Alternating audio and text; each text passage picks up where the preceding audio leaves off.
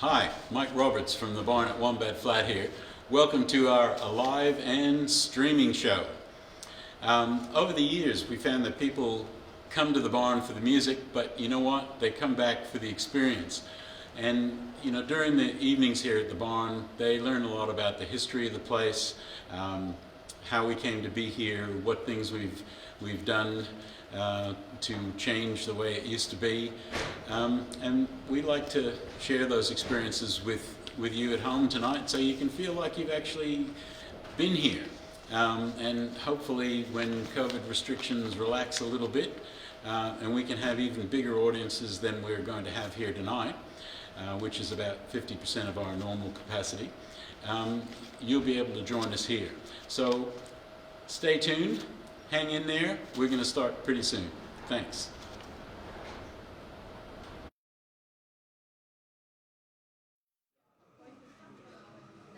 Hi everybody. I'm Mike Roberts from the barn at Wombat Flat in Neil's Flat, center of the known universe. So I'm told.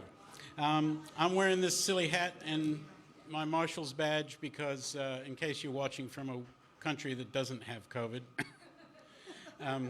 we have these people that try to keep other people apart, and I'm one tonight. So that's it. I want to welcome everybody who's watching the live stream, particularly our friends who are crazy enough to stay awake at 3 in the morning in California, Oregon, Washington, and BC.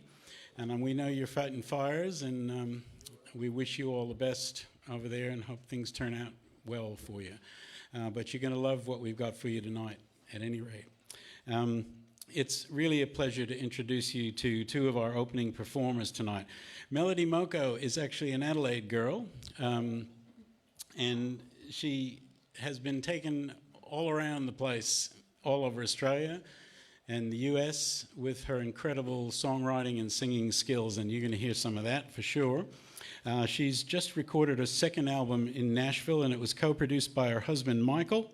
This guy, one of Australia's best country guitarists. And I'm sure you're going to hear all of their new stuff, or a lot of their new stuff. Is that right? A lot of it. Yeah. So please welcome Melody and Michael Moko.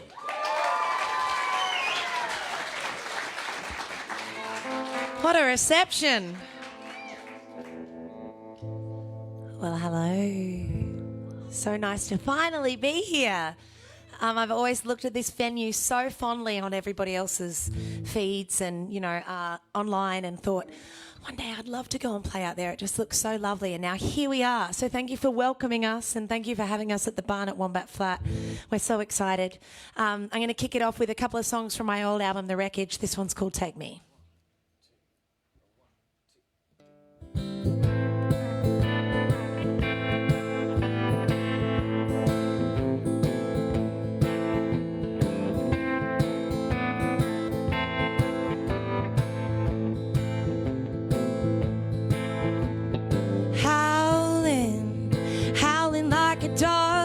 Big old moon, hoping for some daylight to fix this gloom.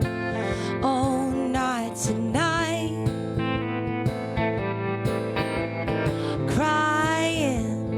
crying like a baby in my bedroom, hoping that your words are gonna reach me soon and make it right.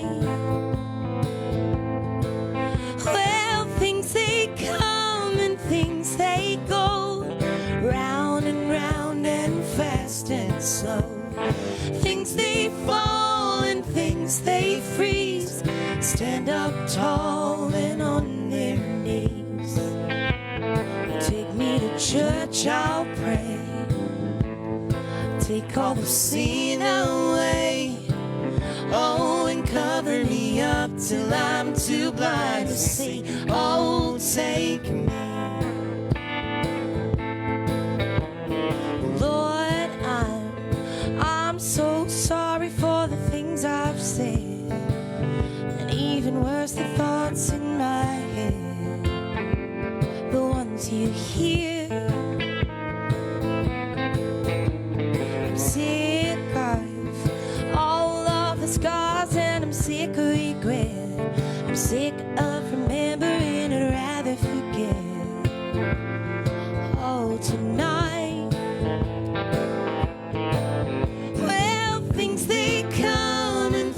they go round and round and fast and slow. Things they fall and things they freeze. Stand up tall and on their knees. Take me to church, I'll pray. Take all the sin away. Oh, and cover me up till I'm too blind to see. Oh, take me.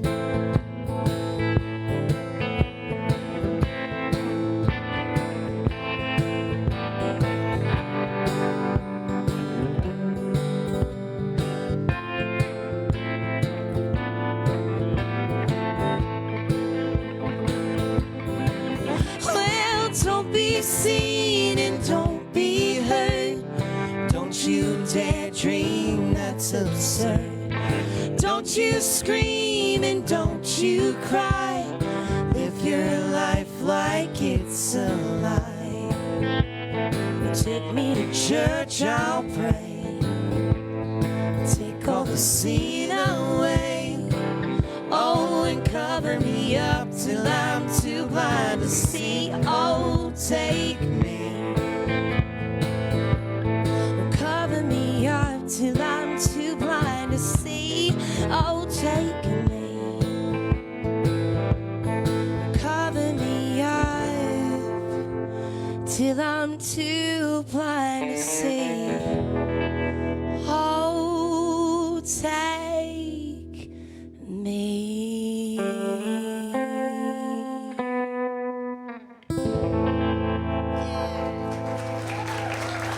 Thank you. Thanks, guys. All right, I'm going to do another one that was from The Wreckage. Does anyone have my album, The Wreckage? Yay, so many of you. Well, I think my son just said he doesn't have a copy. I do have a brand new record out. It just came out yesterday. Yay, called Two Kids and a Radio, so I'm pretty sure that not many of you do have a copy of that one, so it is available tonight. And you can come and check it out. But this one is Secondhand Heart. I wrote it for Michael. It's the only love song he ever got, and now that we're married, probably the only one he ever will get. 1, 2, 3, 4.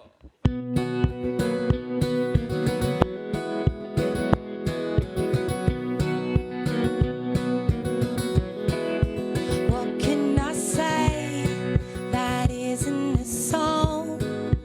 Hasn't been playing all along. What can I sing that you haven't heard inside your heart without speaking the words? There must be something, there must be something about your second-hand heart. I think it's lovely, I think there's something about your second-hand heart. I just want to wear it like it's new. Want to wear it all around the town. Doesn't it look beautiful? Doesn't it look smart? Oh, second-hand heart. Second-hand heart. I've seen it before, all stitched up with pain. It's the darkest of colors, but it brightens my day. You wear it so well, right there on your sleeve. No, it's imperfect, but it's splendid to me. There must be something, there must be something about your second-hand heart. I think it's lovely, I think there's something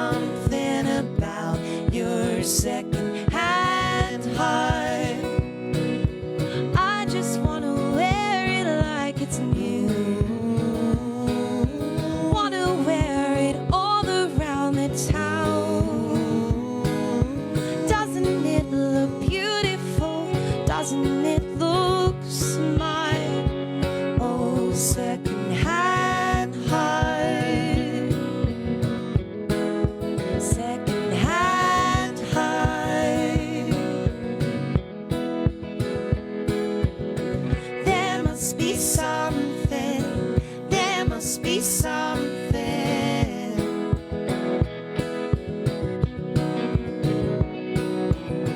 There must be something. There must be something.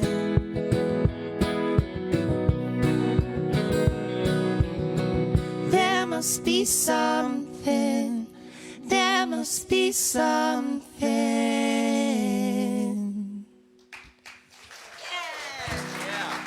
Thank you. Oh, the sound's so beautiful up here. Thank you for doing that for us. It sounds absolutely beautiful. How good is this venue, guys?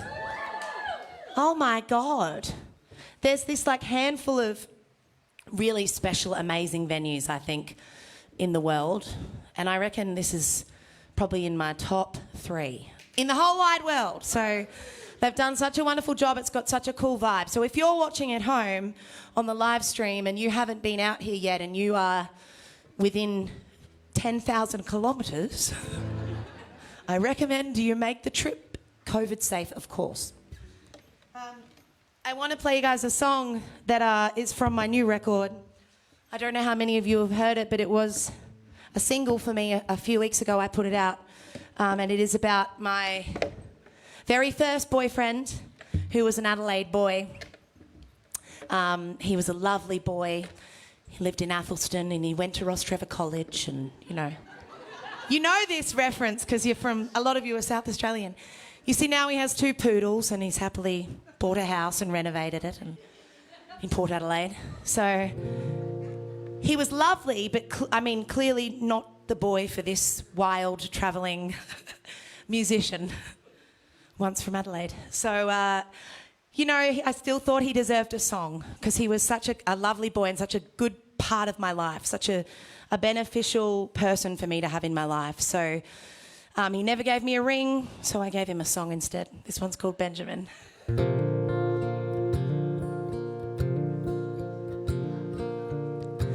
We were lovers till the final curtain call. We said goodbye and you promised you would call. 5 years later and you never even tried. I guess I never crossed your mind. Still think about you when I fly to my hometown. I know your number, but I'm not reaching out. Once I drove past the house we used to live. I guess it's harder to forget than to forgive. Somewhere on a lemon tree there's your name and mine. It's gonna stay there till the end of time. You're not my story, but you wrote a lot of lines. Wouldn't be the woman I was meant to be without the man who wasn't meant for me. I never treated you the way that I was taught. I always wanted to, but I kept falling short. I was a wild thing who never could be tamed, but I loved you in my own funny way. I know it broke you when I closed the final door. I hated how you cried and left my things out on the lawn. I missed your mother and I know that she missed me. I bet she thinks of me on Christmas Eve. Somewhere on a lemon tree there's your name and mine. It's gonna stay there till the end of time. You're not my story, but you wrote a lot of lines. Wouldn't be the woman I was meant to be without the man who wasn't meant for me.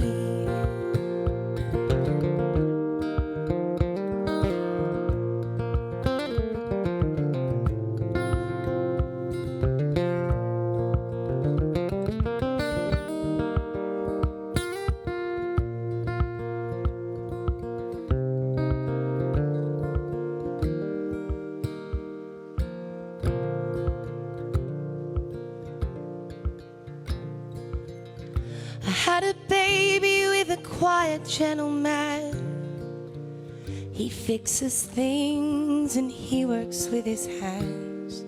Sometimes he reminds me a little bit of you. I hope you found someone that means that much to you. Somewhere on a lemon tree there's your name and mine. It's gonna stay there till the end of time. You're not my story, but you wrote a lot of lines. Wouldn't be the woman I was meant to be without the man who wasn't meant for me. Without the man who wasn't meant for me. Thank you. I'm going to do one more song and then I'm going to get a really special guest to come and jump up on stage with me. No, Miller, it's not you. Yet. But if any of you have seen me perform before or follow me on social media or anything like that, you will know that I am a mum. So I have two beautiful children. I have Miller, my 7-year-old, who's here today, and then I have little Magnolia, who is 2.5.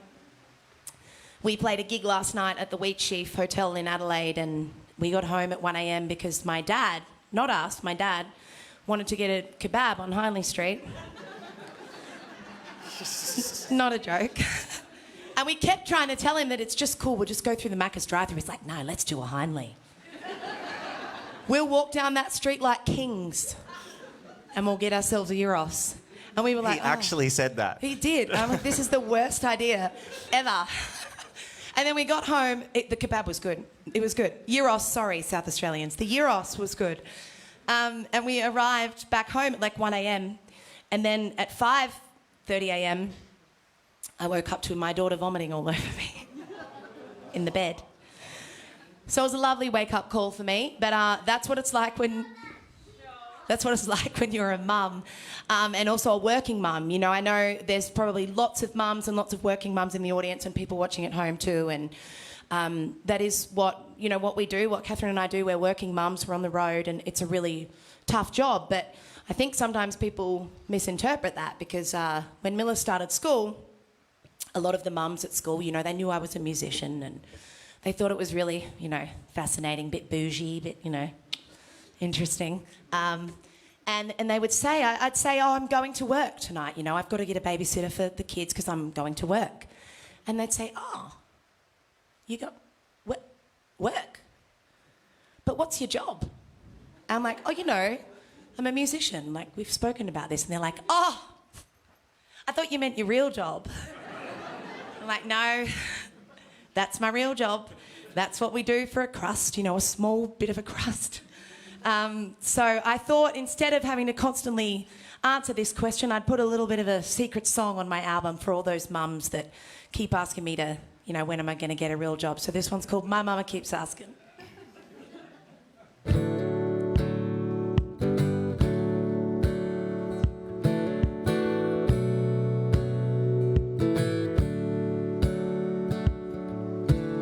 Halfway down the hill, we've got $1 left. And I borrowed money for my cigarettes. My phone keeps ringing, no caller ID. All the money I owe is catching up with me. I'll never own a house or move place to place, not week to week, live day to day. I didn't choose the game, well the game chose me. And my mama keeps asking what to do with me.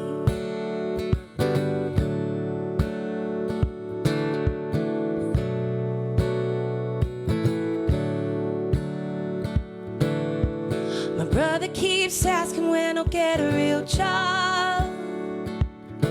I drove 17 hours for $100. And no one really cares about the songs I write, but they sure do care where I slept last night. I'll never own a house and move place to place, not week to week, live day to day. I didn't choose the game, well, the game chose me. And my mama keeps asking what to do with me.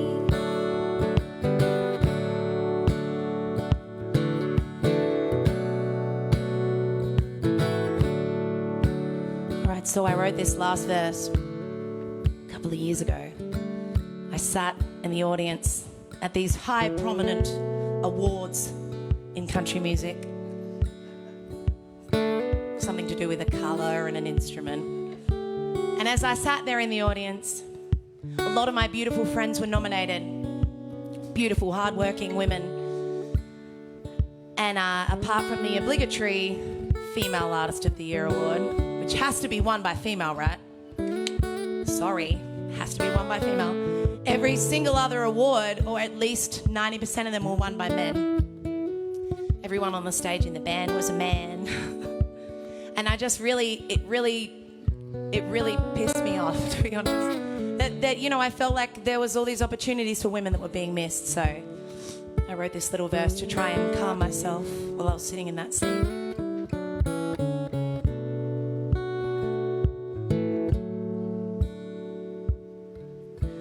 If I was a man, maybe I'd get by on secondhand verses and Friday nights, on the shake of the hand and an open door. Yeah, if I was a man, well, I could have it all. I'll never own a house and move place to place, not week to week, live day to day. I didn't choose the game, well, the game chose me. And my mama keeps asking what to do with me. Yeah, my mama keeps asking what to do with me.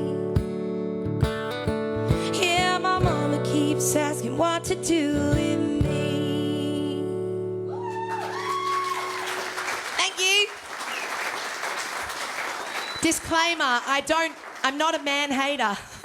I love men. I married one, so, you know, I love men and I think that they are absolutely fabulous. In fact, men, give yourself a clap for being wonderful. Yes. And then women, give a bigger clap for yourselves for being wonderful also.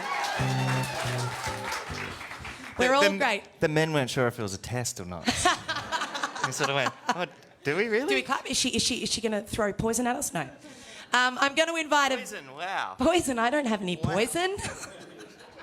Not Spider-Man. I'm going to invite a very special guest onto the stage. She's one of my favourite singer-songwriters in the entire world, and maybe yours too. Her name is Britt.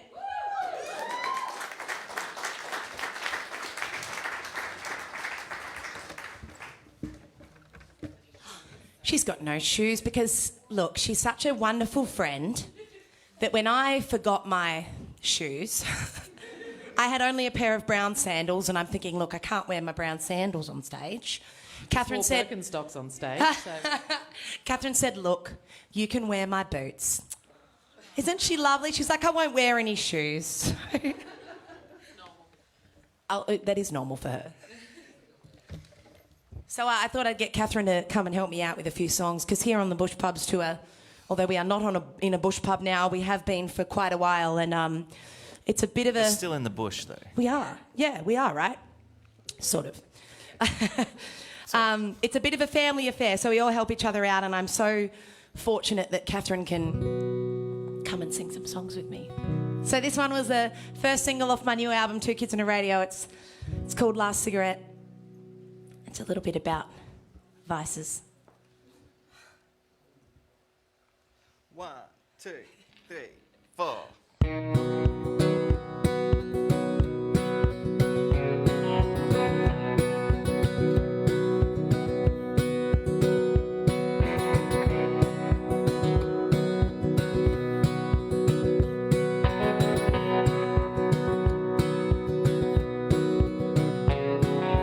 Wish that I could say hadn't been here before. Know that I'd be lying if I said I wanted more, but I wonder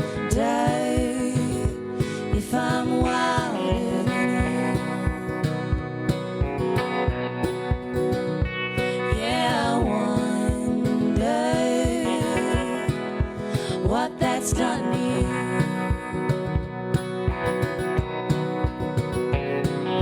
Something about the feeling of barely hanging on. Can you save a desperate woman? Or am I too far gone? Am I on fire? Is it too hard to say? I'm like a slow burn. Takes a while to break free.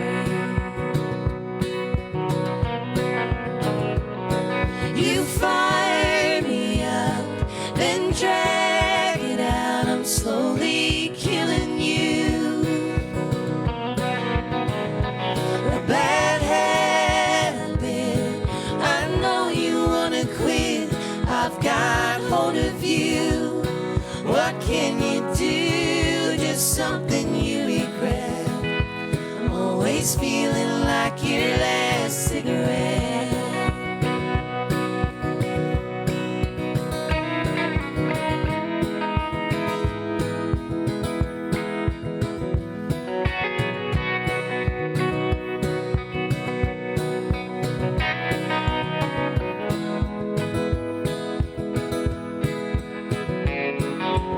Everyone's got something they ask forgiveness for.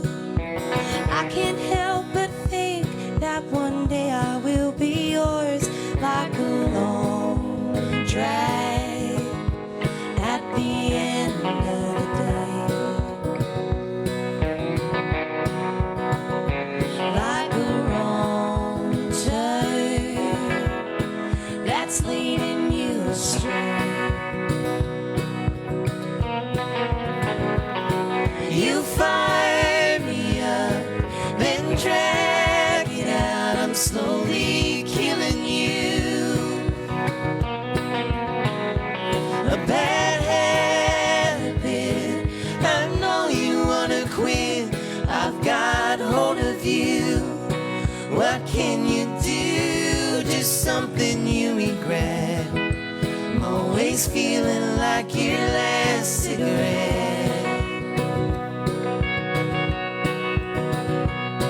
You fire me up, then drag it out. I'm slowly killing you. A bad habit, I know you wanna quit. I've got hold of you. What can you do? Just something you regret. I'm always feeling like your last cigarette. Not something you regret. I'm always feeling like your last cigarette.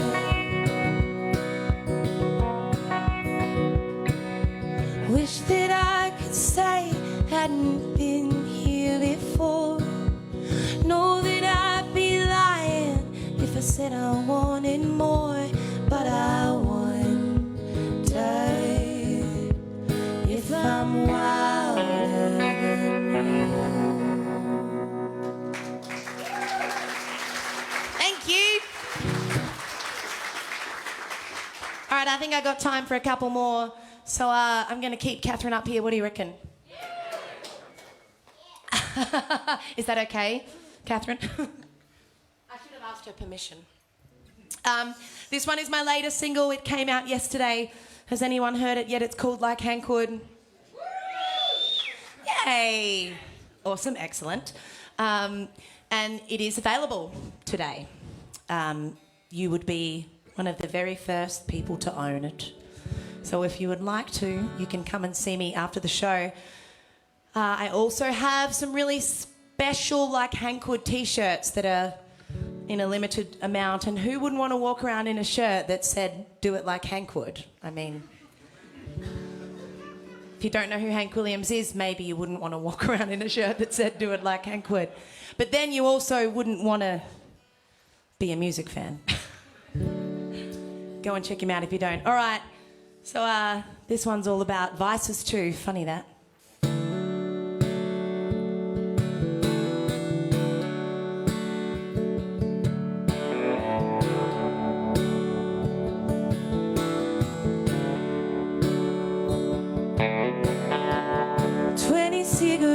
To a pirate king, I'll never get that breath back.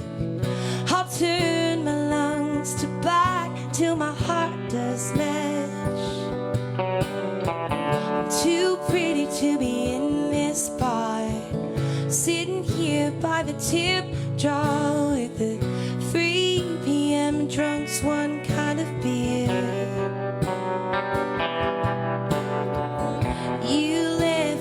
Just a few good years. I don't do sad good, I do it like Hank would, with a bottle of whiskey. I drink down my misery. You don't do leaving nice, baby, it's cold as ice. I'll tear apart your cold, cold heart like Hank would.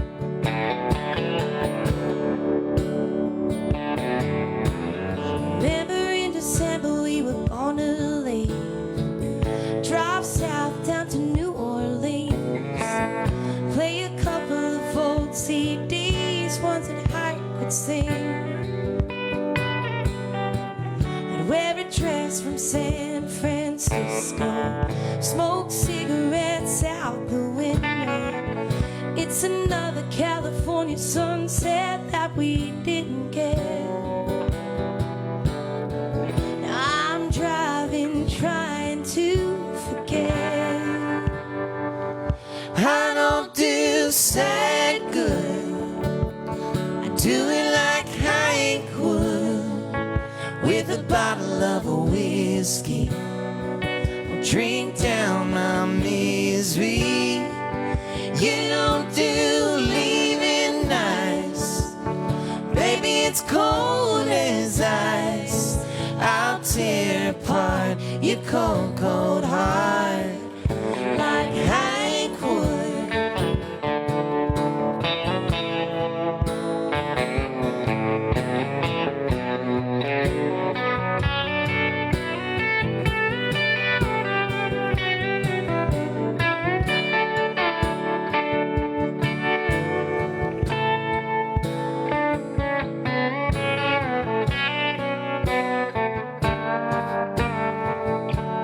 Moko, ladies and gentlemen. I don't do sad good, I do it like Hank would, with a bottle of whiskey. I'll drink down my misery. You don't do leaving nice, baby, it's cold as ice.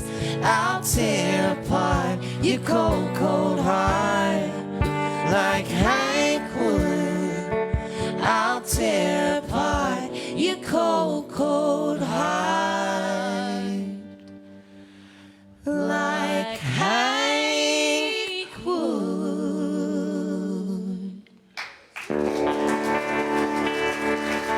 Thank you. All right, we're going to do one more song. I'm going to ask my son if he wants to come up on stage, if he wants to drag himself away from his iPad that I can see glowing down there on the ground. Moko, ladies and gentlemen. When Miller was just a wee boy, he was very, very obsessed with Paul Kelly. Just a wee lad. Just a wee lad, yes. He was very obsessed with Paul Kelly. He wasn't into any of the usual things that little boys liked. It was just all about Paul Kelly for a very brief but intense period of time, which is a lot like a lot of things with you, isn't it, Miller? Now you're into No offence, but you're into what? Pop and rap. Pop and rap, not country. You heard it here first. Country a little bit. He only likes country just a little bit, you know. I like your country music. Thanks, Bud. But when he loved Paul Kelly, he used to get up in the morning and strap on his little electric guitar, and Michael would plug it into his big amp, and they would sit there with their guitars and they'd play along to this Paul Kelly DVD. And so Catherine Britt over here just casually had Paul Kelly as her wedding singer. You know, she's like, come along to my wedding, just the Paul Kelly's gonna be the wedding singer. I mean, no big deal. So we were all like, well, if we weren't going before, we're going now. And she actually asked Michael if he'd come along and play guitar in the Paul Kelly band, and Michael was like, yeah, I will.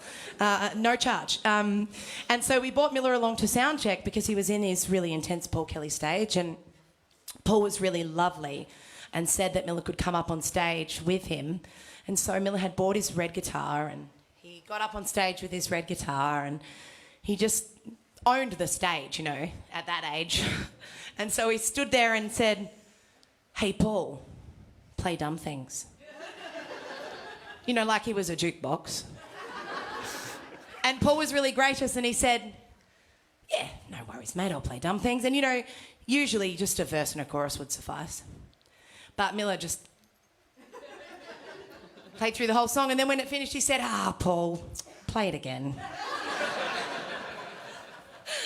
So, yes, he was a precocious boy, that's for sure.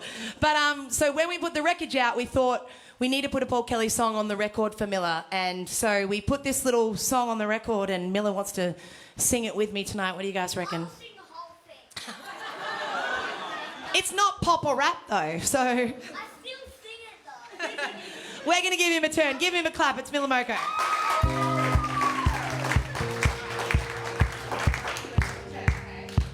You want to get people to clap? Can you do that for me?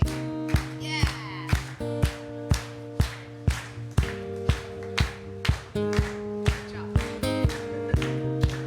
Don't explain.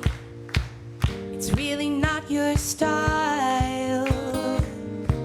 I've had some fun. You really made me smile. Don't look so serious. It doesn't suit your face. Don't explain. Don't explain. Well, you sure know how to use your hands, but you don't have a great attention span. Don't apologize or drop your eyes. Don't explain. Don't explain. I've seen them come, I've seen them go. Boys like you, High and dreaming. boys like you. Ooh, ooh.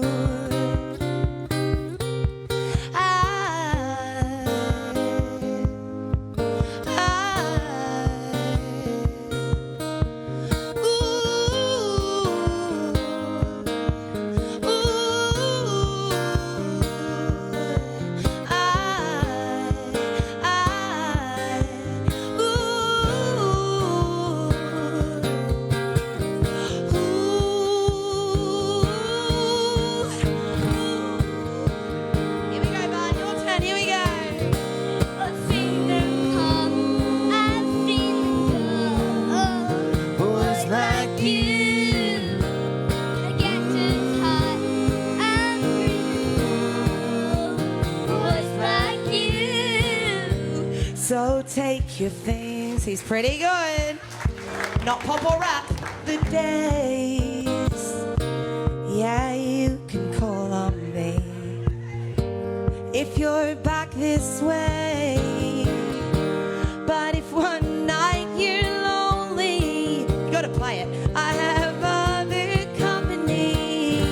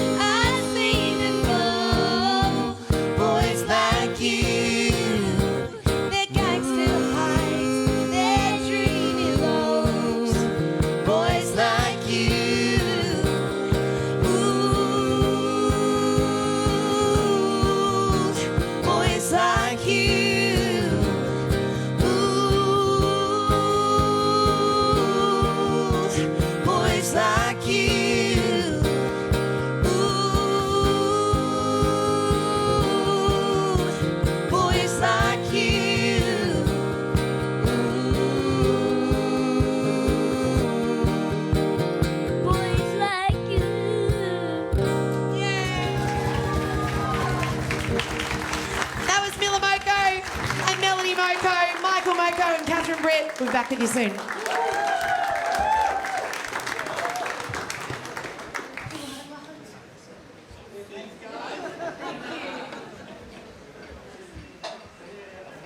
Right, put your hands together one more time for this crew. They'll be back very, very soon.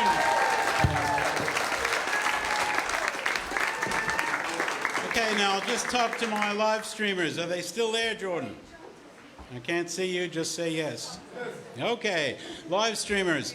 While all these guys get a chance to go out for a drink, if you're still sitting in front of your TV screens or your iPads or whatever, we're going to show you a bunch of short clips with a little bit of history about the barn. And everybody else is going to be having Ricatera wines. Don't you wish you were here? We'll see the live streamers back shortly. Just watch. Jordan will put up a sign and count you down. Okay, now everybody else, normally we would have a...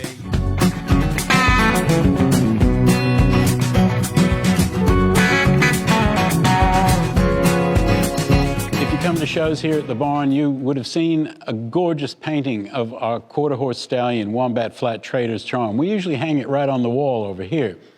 And the reason we do that is because right in this spot is where he was born. I went out to a meeting one stormy night in August in the early 80s, came home at midnight to check on my best mare who was locked in here, and she'd pulled down an entire stack of hay. So I went picking up the bales of hay and moving the fence back to get her out of the way, and lo and behold was this gorgeous chestnut foal, Wombat Flat Trader's Charm. And that painting that Yvette Fraun did was one that she submitted to the American Quarter Horse Hall of Fame, and she's the only Australian artist who's ever been invited 3 times to exhibit over there in Texas. And we're very proud to have many of her paintings on display here.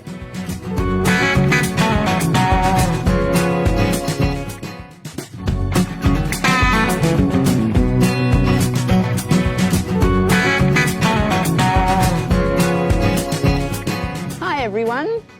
I'm the silent partner in this partnership at Wombat Flat. I came here to Udunda in 1976 to teach at the local school, and I had a horse and I didn't have anywhere to keep the horse. I called the stock agent and said, is there a block of land where I could just put this horse to stay? And he rang me a couple of days later and said, well, it's a little bit more than a block. It's 120 acres and it has a house on it. And by this time I'm backpedaling. I'm not going to stay in Udunda all my life. And here I am all these years later.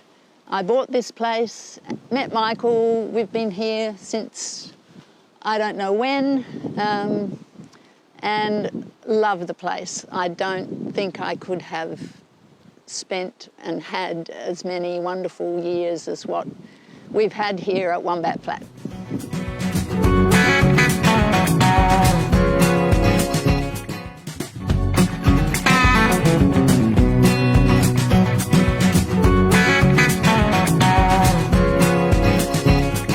When we first moved in here, all we had to stop horses moving in and out was an old gate with a piece of corrugated iron on it, and I'd always imagined having gorgeous doors like this. This wood that you see here used to be part of a 16-meter long manger that ran the full length of the inside of the barn.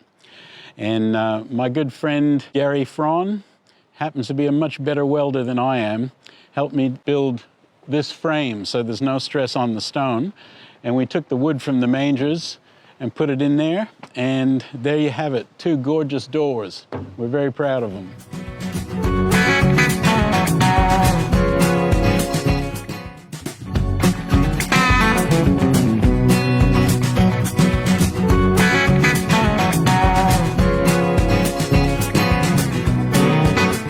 Before all these structures were here, this was Nadgeri country, and we make a point before all our shows of acknowledging that they're the traditional owners of this land and have been for tens of thousands of years.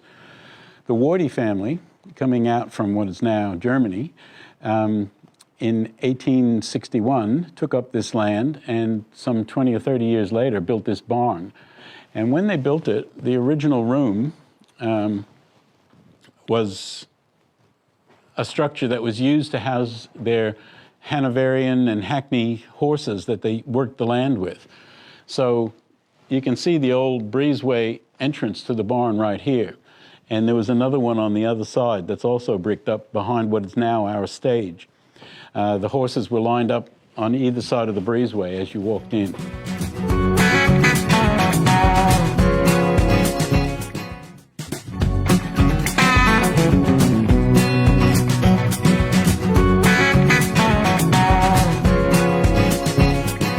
This beautiful set of Oregon mangers that my beautiful granddaughter Ellie is sitting on at the moment actually was built of wood that came out on the ships in the early 1900s. This barn was built in 2 stages. You can see where that wall joins. That's the original barn. And then in about the 1920s, they added on this section, which was a shearing shed. And this one has all got brick coins. So all the new work that you can see here that was built in the 20s or after the 20s was all built by a different set of builders using the brick coins.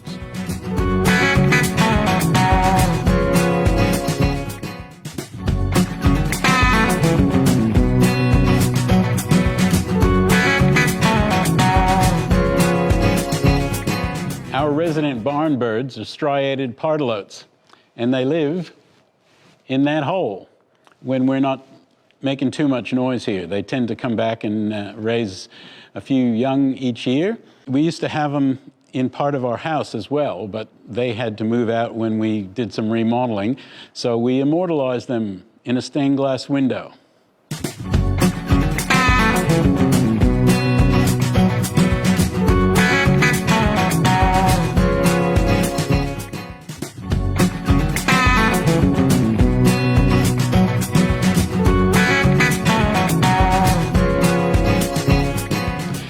Check out these posts. See how they're all rough up the top? And if you go down here, they're all rough, but about here, which happens to be the wither height of a Clydesdale, they're all nice and smooth. That's from all the years that these horses rubbed up against these beautiful old posts. We nearly took them out, but the Barn Appreciation Society got stuck into me, and we left them in, despite the termite damage. They're all strapped in concrete.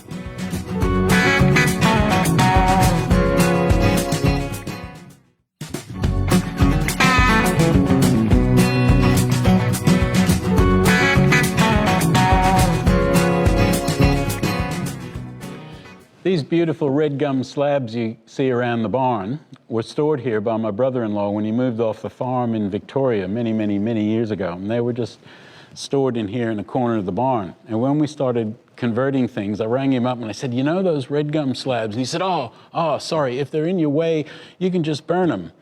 Well, we didn't want to burn them, and he very kindly donated them for our use here in the barn, so we use them for countertops and holding our equipment. And I'd like to thank Michael Clark for that.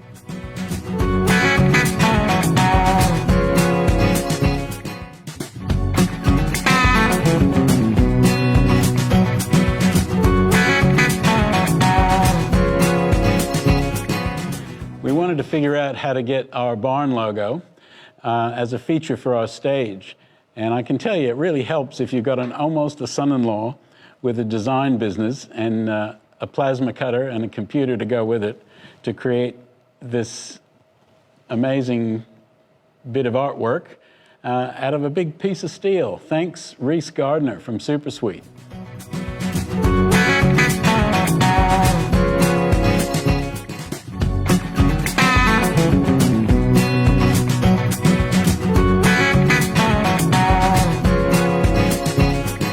One of the things our guests tell us after they've been to a show here in the barn is how much they appreciate how good the sound is in this room.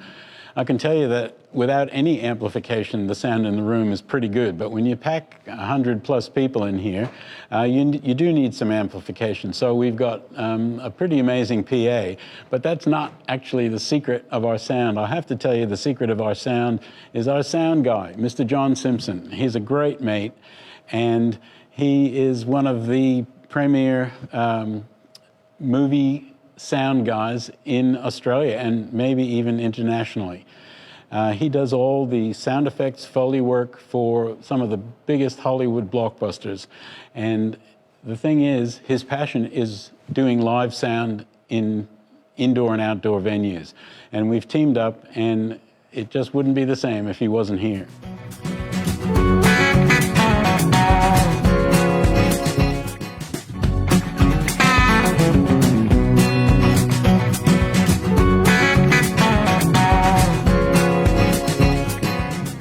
Right where I'm standing now in the barn, this is where that huge Oregon manger was that we made the doors out of.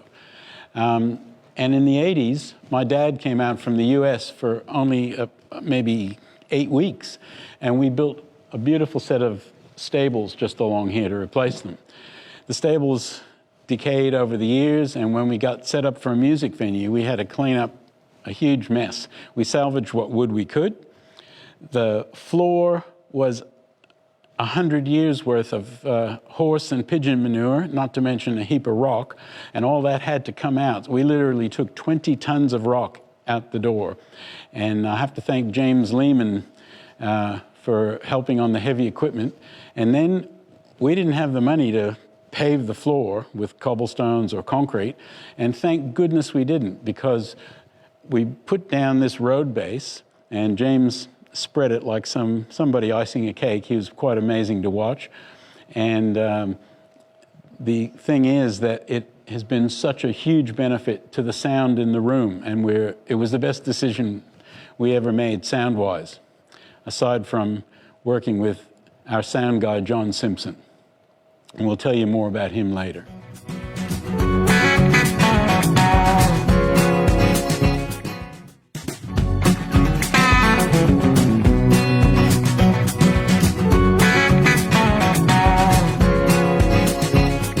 You can't come up with something like this without a lot of help from your good mates. And one of my very best friends for many, many years is Mr. Kim Sutherland. He's a stonemason by trade, retired now, but he helped with a lot of the stonework around the barn. But one of the big things he really helped with was building this awesome stage. I said to him one day when we were working on cement, Kim, I need to build a stage. He said, trust me, I'm a carpenter. And look what we've got. Awesome.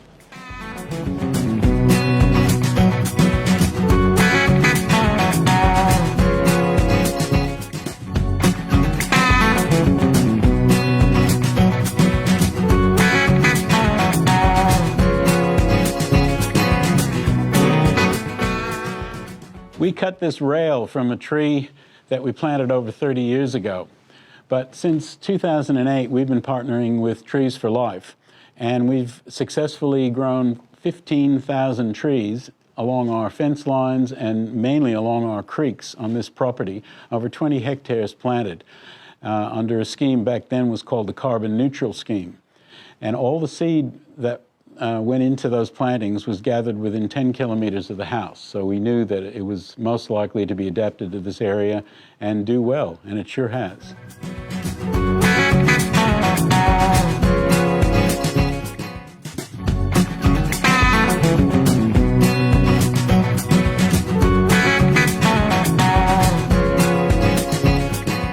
We know many of you really enjoy the videos that we put up of each show that we have, and you can access those on the Barn at Wombat Flat YouTube channel or from our website. There's a video tab on there. And that kind of doesn't happen by accident. We've got access to a very professional video guy in our son, Jordan Roberts. His company's FSR Industries Media House, and his day job is usually filming international yacht racing. So he also has a lot of expertise when it comes to live casting. So we hope to be able to continue to bring you records of what we do here in the barn. Sometimes it'll be live, sometimes it'll be uploads, but we really want to have these nights available to everyone even after the show.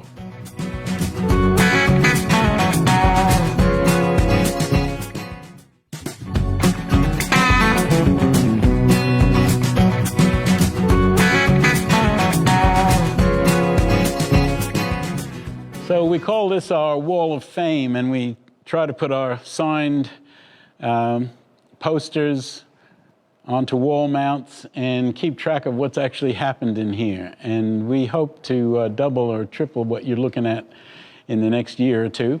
And this is a gorgeous piece of artwork that was done by Mr. Jim Dunstan. And he found it in the Lee Creek dump looking just like this. And so that's what he painted on the fridge door.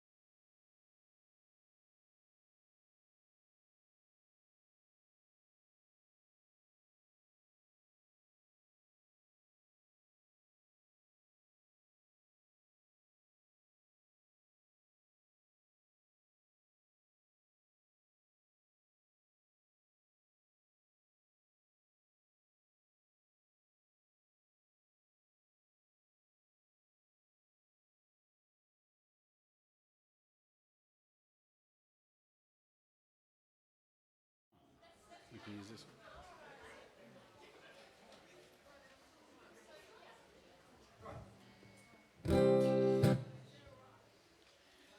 Jordan, I can't see you.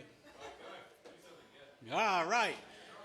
Welcome back, live stream audience. We hope you enjoyed some of those video clips. It is my absolute pleasure to introduce you to our next artist, Catherine Britt. Kath and I have been trying to organize her to be here for about 3 years. A long time. Yeah, it's been a long time, and how crazy is it? We're in the middle of a pandemic and it works. Go figure. It's pretty nuts.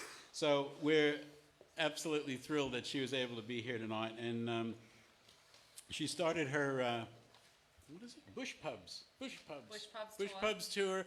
And so left in Queensland and headed up our way, and we thought she was going to drive, but ended up going a different way, and it's all been pretty exciting, but we're thrilled to have her here.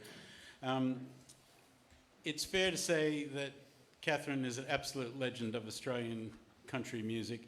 She was working in Nashville for about 6 years from the time she was 17, and that's a pretty tough industry over there for an Aussie to go over and make it in the American market. She's back over here. I'm sure she'll tell you about some of her exploits. Please put your hands together for Catherine Britt.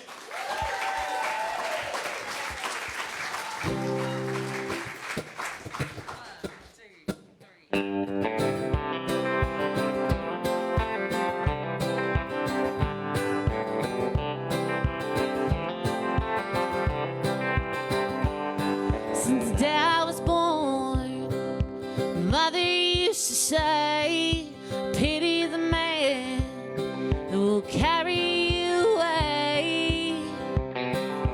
Never knew exactly why. It's just something that builds up inside. Yeah, I'm a hillbilly picking, rambling girl, and I'm hanging in bars, and I'm listening to Merle, drinking whiskey and beer to wash this pain away, singing good old country songs, not the ones they play today. Hey, hey, yeah. Hey, hey. No, I can't settle down, moving way too fast. Yesterday's just another day that's passed. I never knew exactly why. It's just something that builds up inside. Yeah, I'm a hillbilly picking, rambling girl, and I'm hanging in bars, and I'm listening to Merle, drinking whiskey and beer to wash this pain away, singing good old country songs, not the ones they play today. Hey, hey, yeah. Hey, hey.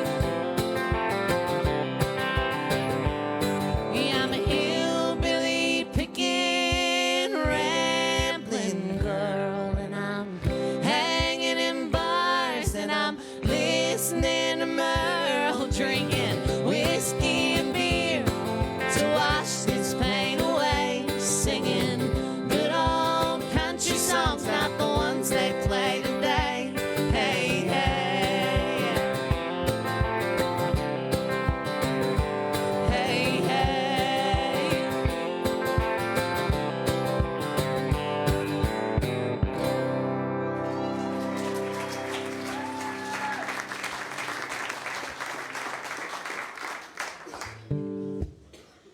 Hey, thank you so much. I have literally heard about this gig from every single artist that's ever played here. They've all told me how great it is, and I have tried for many years to get down here. And I'm really stoked to be a part of such a wonderful place. And it is so beautiful, and we're so grateful to finally be here. So thank you so much to Mike for having us, and his beautiful wife as well, being so accommodating to us. We really do appreciate it. Thank Thanks to Melody Moko too for opening the gig tonight. Yeah. How good is she?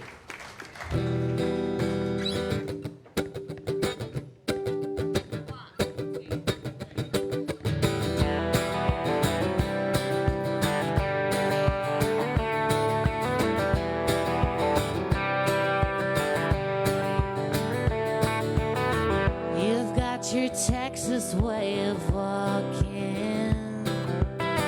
You've got your sexy way of talking.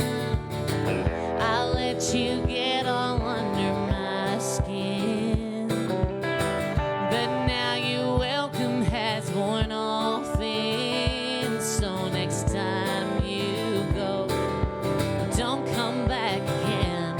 'Cause your train don't stop here anymore. I ain't your gas up, rest stop, swinging door. You can't just walk in, walk out like so many times before.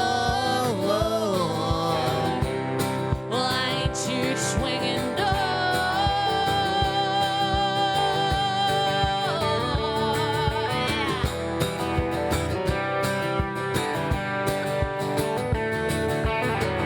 You've got a girl in every cow town. You think I don't know how you cat around. I let your sweet talk get my guard down. Took me a while to figure you out, but I've got you figured all out now. And your train don't stop here anymore. I ain't your gas up, rest stop, swinging door. You can't just walk in, walk out like so many times before. Well, I ain't your swinging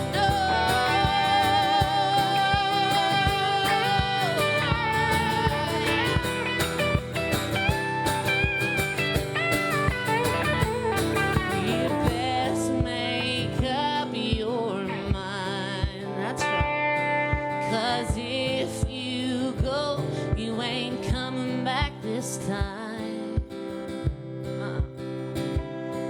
Your train don't stop here anymore. I ain't your quick stop, walk up, open 24. You can't just walk in, walk out like so many times before. Well, I ain't your swinging door. Well, I ain't your swinging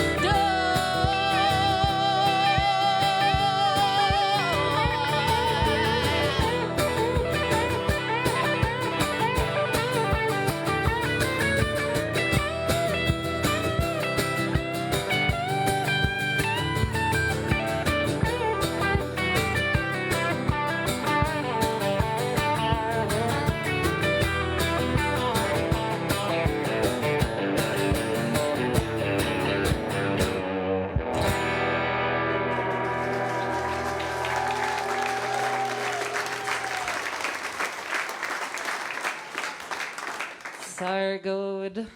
You're good, Moko. You get paid tonight. Thanks. Yep. So, is anyone here tonight from Newcastle by any chance?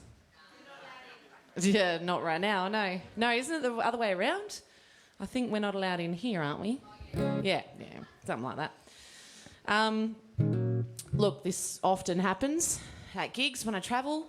Not many people are from Newcastle, but I hope every now and again that I get someone. But I'm from Newcastle, New South Wales. Very proud Novocastrian. I grew up on a main road that ran through the town when I was growing up, and it was, a bypass got put in years later and got a bit quieter, but my first 10 years of my life were being put to sleep by diesel engines and trucks going by when I was going to sleep. And I think everyone thinks if you're a country singer, that you grew up in the country. I did not. I grew up on a freeway. But the exact opposite. But you know, I always felt an intense connection to country music from a very young age. I started out, you know, as a little girl singing Disney and jingles on TV and on the radio.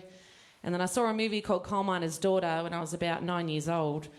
And all of a sudden I wanted to be a poor hillbilly that became a country music superstar.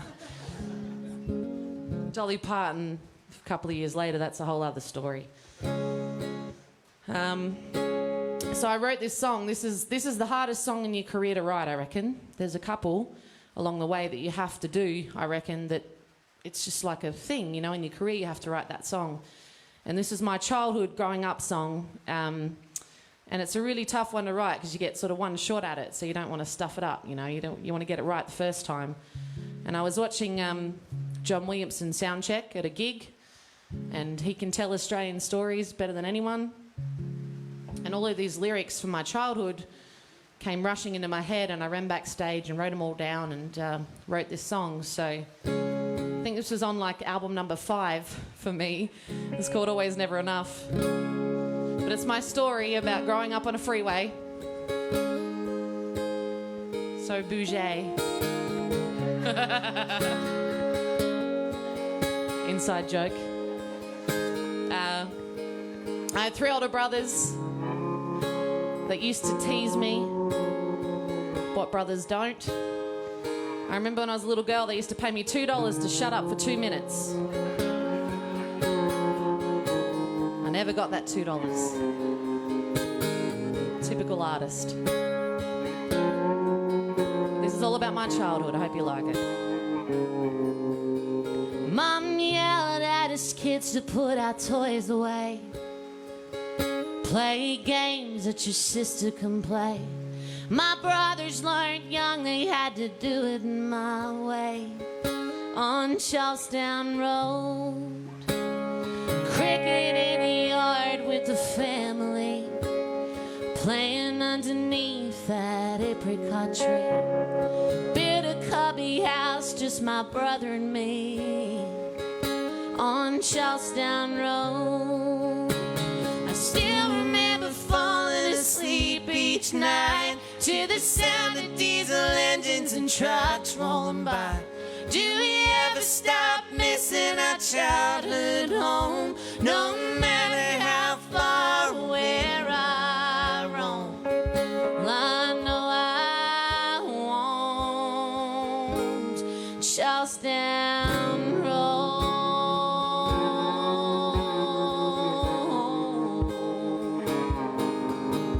Yeah.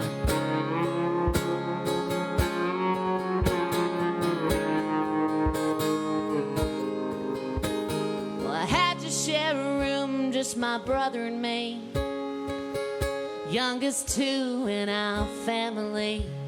The older boys got to have their own, you see, on Charlestown Road.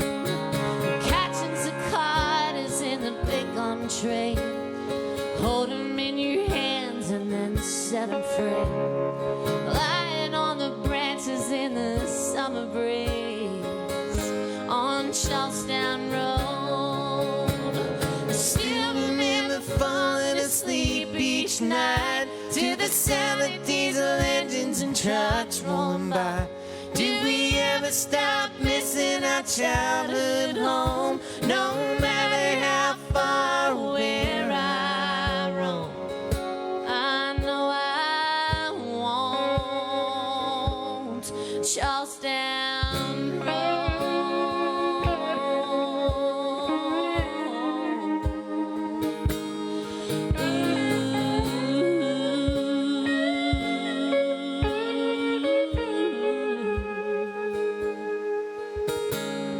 So different now I wouldn't recognize where the roses grew is now fenced inside.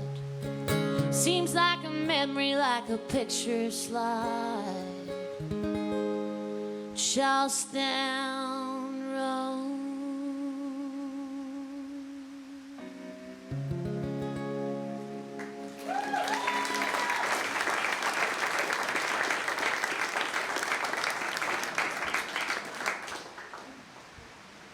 Thank you. I'm loving the rain on the tin roof. It's beautiful. It's like our band tonight. So, I feel like a veteran in my 30s. I've been doing this 20-something years now. Started out pretty young. I made a little EP in 1999 called In the Pines when I was 14 years old. And that was my entrance into the music industry world. And I went off and made my debut album at 16 called Dusty Smiles and Heartbreak Cures. And then that album took me over to Nashville, and I moved over there for 6 years and made an album with RCA Records called Too Far Gone. And thank you. I moved overseas at 17 and was totally not ready, you know. I mean, I released my debut album and I was totally just stoked to have an album out, and I was in high school and I was like, you killing it. I had no idea that at next minute I'm in Nashville, and my parents hadn't even taught me how to like cook or clean or anything. I remember living off a lot of noodles and toast and having all my whites pink for a long time. But I used to go write with these big hit songwriters, you know. My label was like hooking me up with all the people that were writing the hits at the time, and it's incredibly intimidating for a young girl that's never written a song with anyone but herself. All of a sudden I'm co-writing. And I went and wrote with this songwriter called Paul Overstreet. He's written some pretty great big hits like When You Say Nothing at All, stuff like that, you know. Like, I'm super intimidated. I walk into the room and there's the intimidation, and then there's me being super homesick. And he said, how you doing? How you doing in Nashville? Are you doing okay? I said, oh, I like it, but I really miss my mum and dad. And he goes, well, if you were to jump on a plane back home to Australia right now and walk into your front door, set the scene for me? I said, well, my dad would probably be in his bedroom on his bed listening to old records, because that's his life. And then my mum would probably be in the kitchen making coffee, because that's her life. No, not really, but she loves coffee. And she'd probably be wondering about me and if I'm okay. I said, fantastic, that's the first verse. Now let's write the rest. So this ended up being the title track of my second album called Too Far Gone.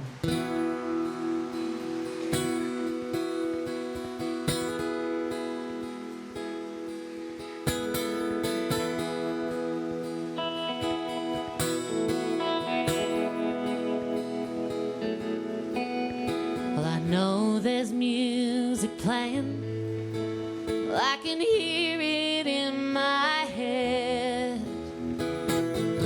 I can see you lying on your bed. I can see Mom in the kitchen, the smell of coffee in the air, wishing that her little girl was there. But I'm too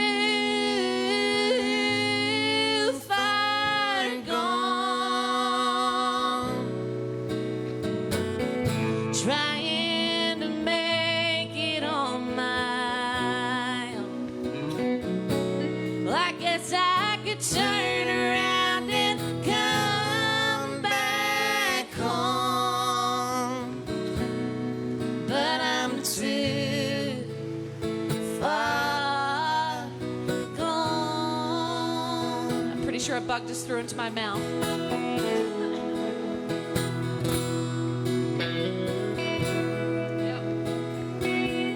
Big bug.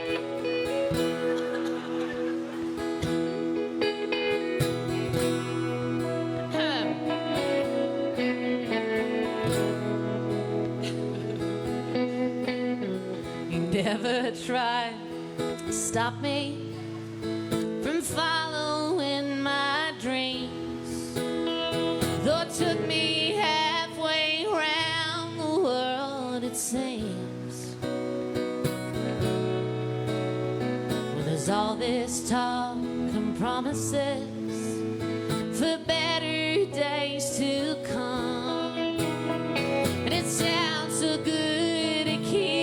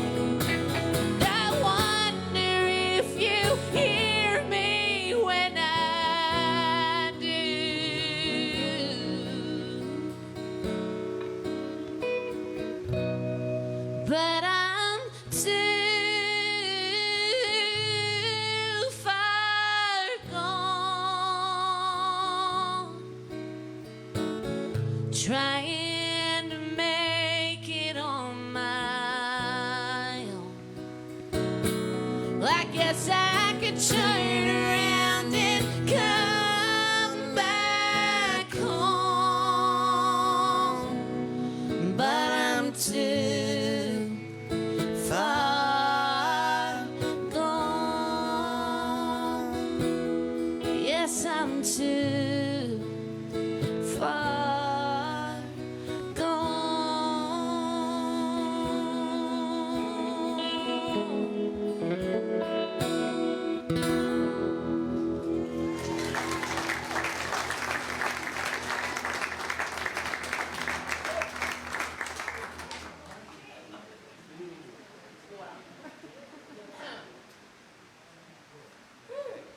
Yeah, I'm good now. Hefty. Okay.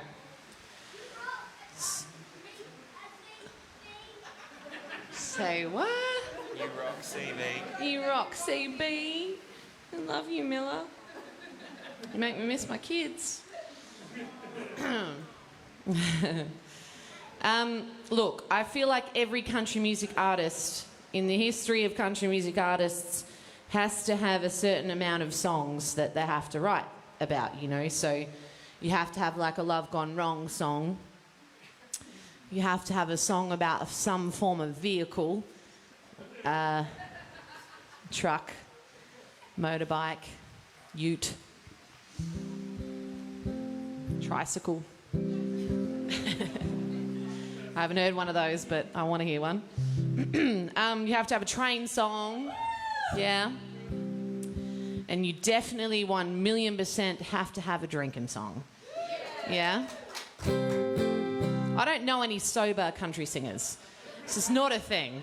You know, there's no one like, oh, well, I'm sober now. Melody was saying before she's got merchandise that says, do it like Hank would. Yeah.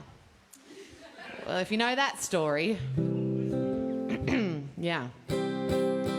So this is my drinking song, and it relates a little bit to that Too Far Gone journey. I was over in Nashville 6 years total, and I waited my whole life.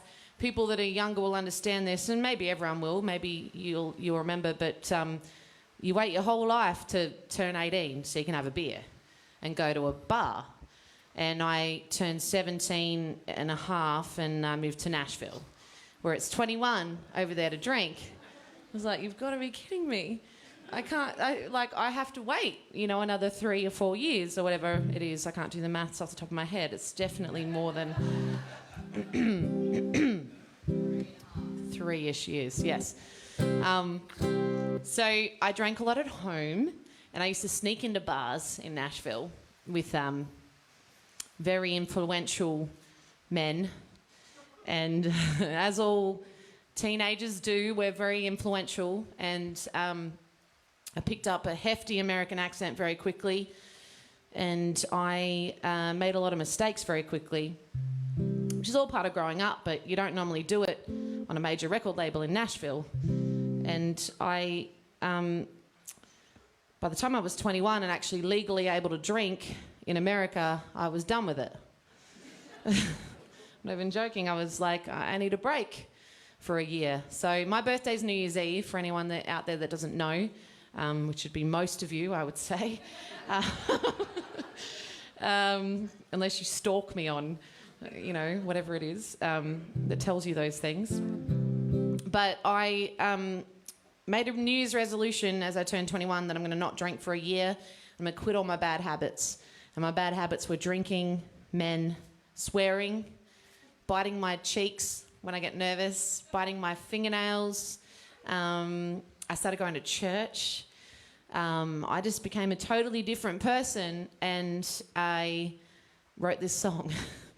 So it was an interesting year. I must say I learnt a lot, but it was probably the most boring year of my life. I'm not going to lie. Sorry for anyone out there who doesn't drink and they're like, what the hell? This is my life and it's great. I just didn't love it. But I wrote this great song about it. And I had the privilege of having Keith Urban come and play the electric guitar on it, and ladies and gentlemen, he's here tonight. No. Wouldn't that be so cool, though? Every night I do that joke, and it never gets old, you know? But instead, we have this stunner over here who's going to whack out the electric guitar solo that Keith played. You learn it note by note, for sure. Talked about this earlier. He didn't.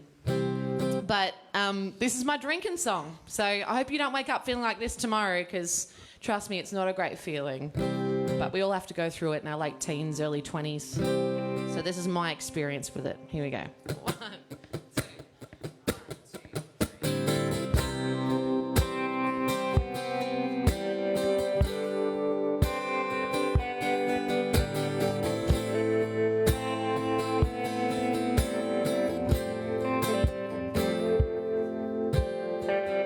It's another day after another night. Another sun I never thought I'd see right. High heel hopes and whiskey lights. Ooh, feels like a freight train's running right through my head.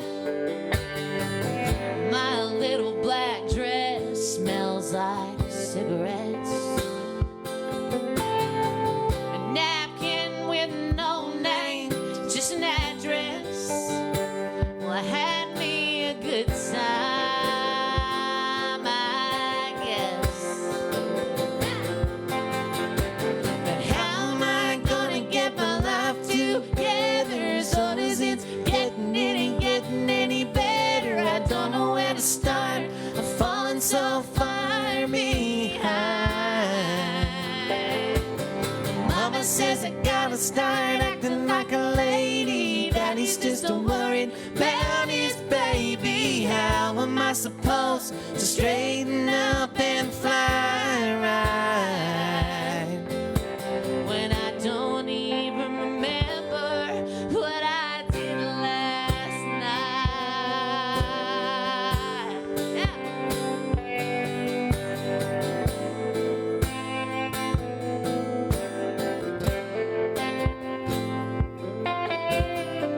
Shelley said she saw me hanging on an astronaut's knots, letting him lie through his teeth, 'cause his smile was hot.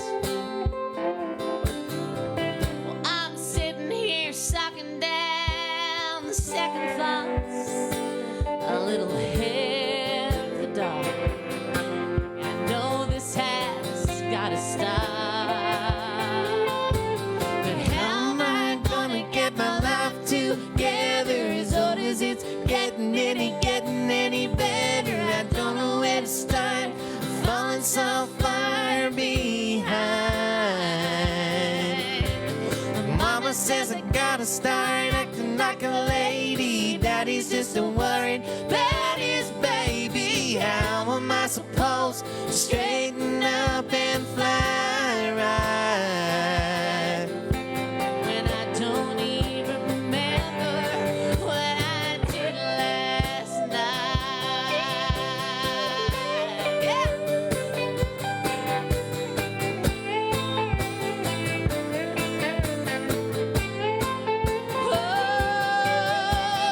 How am I gonna get my life together? As old as it's getting any better. I don't know where to start. Falling so far behind. Mama says I gotta start acting like a lady. Daddy's just so worried about his baby. How am I supposed to straighten up and fly right when I don't even remember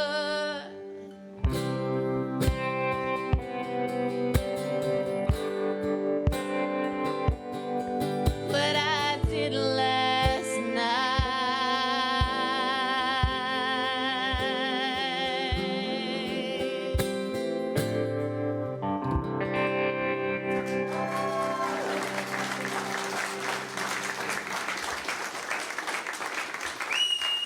Cheers.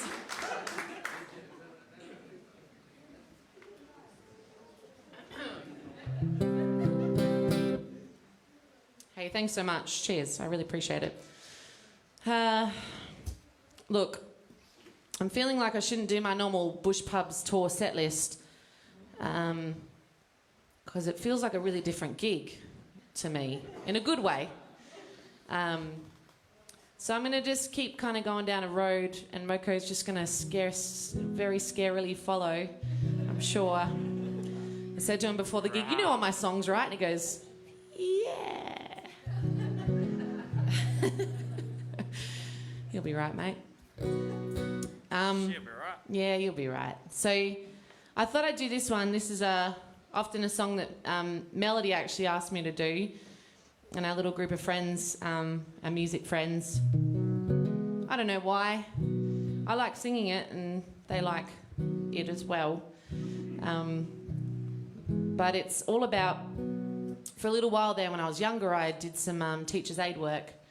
My dad's a school psychologist, and he basically got me this job doing teacher's aid work, which has meant, you know, you can do this wonderful job without any qualifications.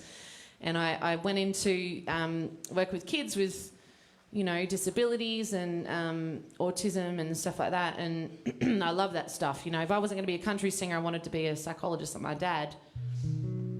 So I totally thrived on it and did it for way longer than I thought I would, because I've never stuck to anything but music my whole life, including relationships. And I just wanted to write this story about this little boy that I worked with. And I worked with him for 3 years. And it was at this little school near my house that I live now in Newcastle, just up the road. And he was a little autistic boy, but he was like super intelligent and so good looking and had the whole world in front of him, you know. And he came from this just really awful family, and his dad used to beat him, and he had a big brother that wasn't quite nice to him either. And I was with him from year 4 to year 6, and then I left him as he went off to high school, and I just thought, oh man, I don't know what your future holds. You know, I knew how hard high school was for me, and I was just a country singer, you know. Like, I just thought, I just can't imagine what is going to go on in his life, you know, what path he's going to take. And I thought he deserved a song. I have no idea if he has any idea that I wrote this about him, but he inspired me to write this song. So this goes out to Melody, who asked for it tonight.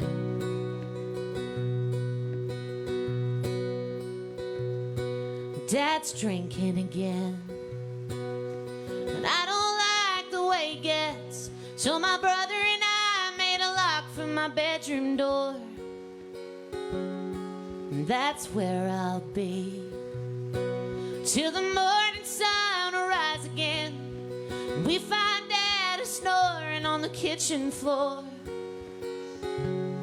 Some people say that my brother and I are different. Johnny says I'm the one they're talking about, 'cause I'm the bad one, the one with all the problems, the one who never talks and seems left out. But I just get through the day the only way that I know how. Close my eyes and hide my face, dream of growing up and leaving this place, 'cause there's gotta be more.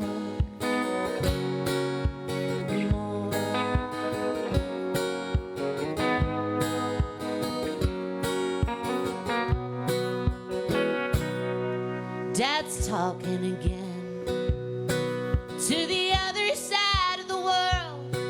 Says we'll have a new mom by the time we reach next spring. But I don't know what he means, and I just want my old one, and I don't know why he just don't give her a ring. Guess I'll never find out why she ever left us. Johnny said she didn't love us anymore. Yeah, my teacher called. Said that I was seeing the neighborhood, running around and knocking on people's doors. But I just get through the day the only way that I know how.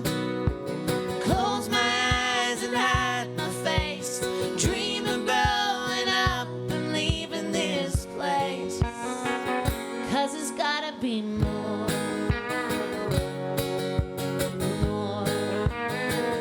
Yeah, there's gotta be more, more.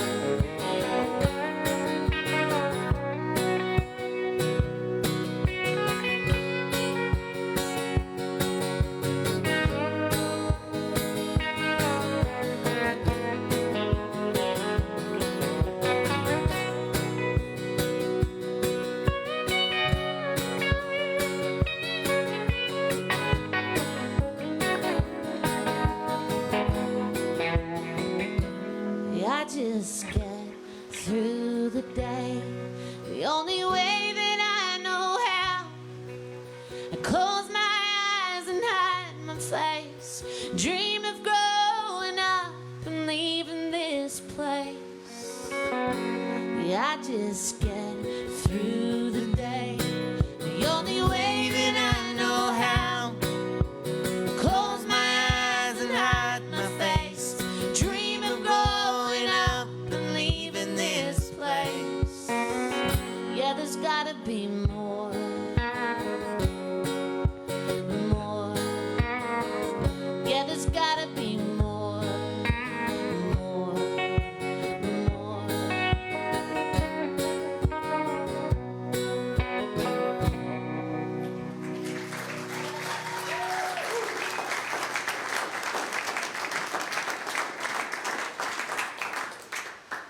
Thank you so much.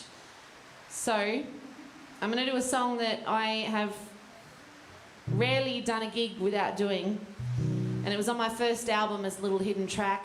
Remember when that was cool? Back in the day, hidden tracks. Used to leave track 12 going and surprise, there's another one. So this is on my debut album that came out in 2002. And I did this little live track in a little booth in the studio with Bill Chambers, who produced my first couple of albums. And it was a song that my dad played for me when I was a little girl. There's been many versions throughout the years, but I heard the Harry McClintock version when I was a little girl, and I just thought it was the coolest song I'd ever heard. And as a little girl, that's subjective, but I thought it was the coolest thing I'd ever heard. And I still to this day love singing this song at a gig. And look, this could not be more prominent now, this song, than ever, with what we're going through right now about wanting to just run away to a special place where, you know, alcohol runs on streams and apples grow on trees and chooks laid boiled eggs. We're all getting back to our roots, aren't we? We're growing veggies and getting chooks. I tried. We all tried, Moko, and no one really succeeded. Some people did. Musicians did not succeed, because we are not growers. But I think it's a beautiful place to go to. And this is written during the Great Depression, so a really hard time in the world. And I think they were looking to better days ahead when they wrote this song. So I hope you get something out of it for the times that we're in right now. It's called The Big Rock Candy Mountain.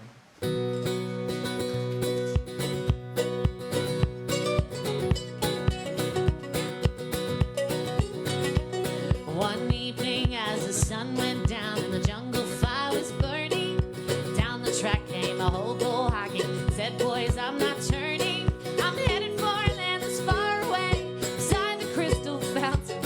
So come with me, we'll go and see the Big Rock Candy Mountains. In the Big Rock Candy Mountains, there's a land that's fair and bright, where the handouts grow on bushes, and you sleep out every night, where the boxcars all are empty, and the sun shines every day. All the birds and the bees and the cigarette trees, the lemonade springs where the bluebird sings in the Big Rock Candy Mountains. Yeah, in the Big Rock Candy Mountains,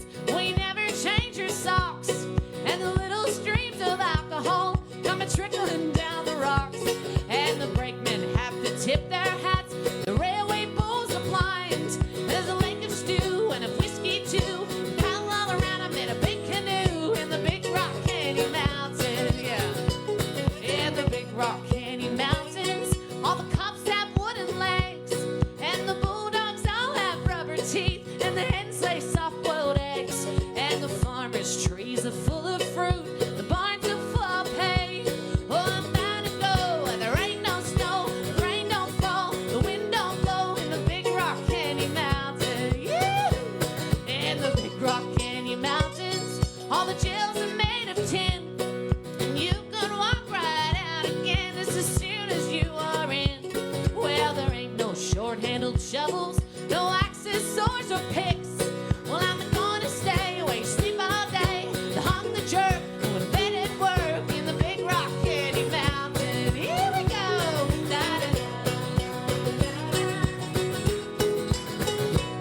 Well, I see you all this coming fall in the Big Rock Candy Mountain.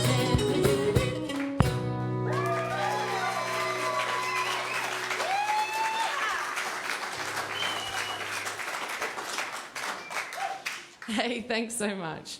Hey, Moko, I'm going to give you a break for a little song. Don't go too far. Maybe grab a beer, do a whiz, wash your hands. COVID. Thank you, Moko. Michael Moko, ladies and gentlemen.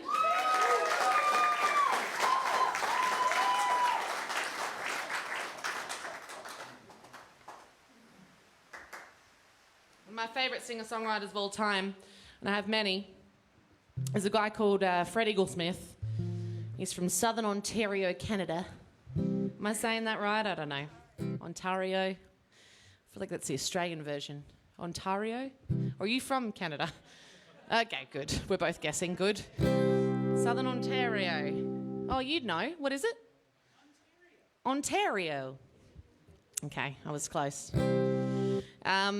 I love this song so much that I recorded it on 2 albums differently. And it's probably by far, other than Swinging Door, one of my most requested songs. Surprisingly.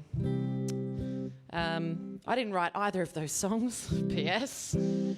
No offence taken. But I do love singer-songwriters, and both of those are written by some of my favourite singer-songwriters of all time.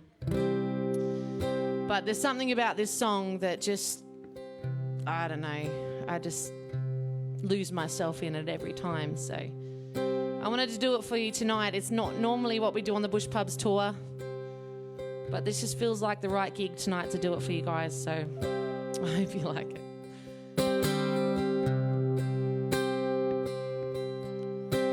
The phone broke the silence like the screaming of a siren, and I just sat beside it, took another drag on my cigarette, swore I'd never smoke again, and I watched it ring. Well, I knew that it was you calling just to prove that you were as strong as you could be. You could get along without me anytime. And anyway, so I just stared through the door screen. I watch the cars come down the pike, their lights against the sky, like a drive-in movie on a country road that I've seen before. Never like the first time. Blue lights on the dashboard, songs on the radio, and how were you to ever know how much I loved you? So you thought that I was only dreaming. What a surprise it must have been to realize I was one of them, not a king, but just a man, not an angel, hardly a friend, and not someone she could believe.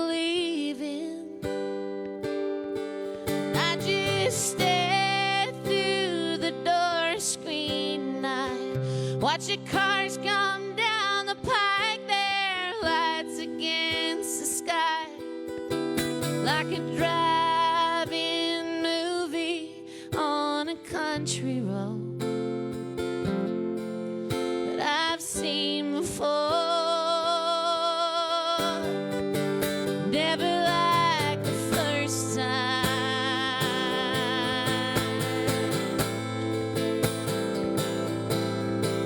And now, there's that bug again.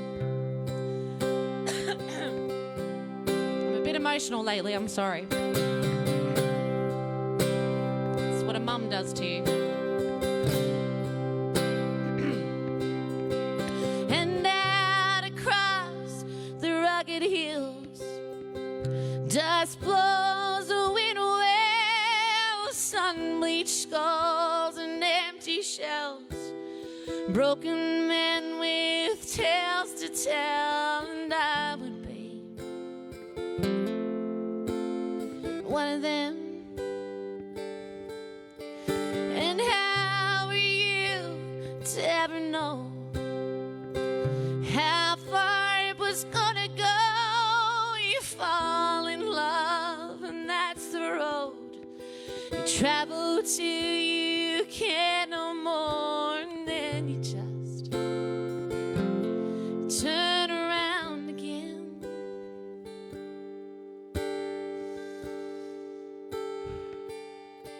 And I just stare through the door screen. I watch your cars come down the pike, their lights against the sky, like a drive-in movie on a country road that I've seen before. Never like the first time.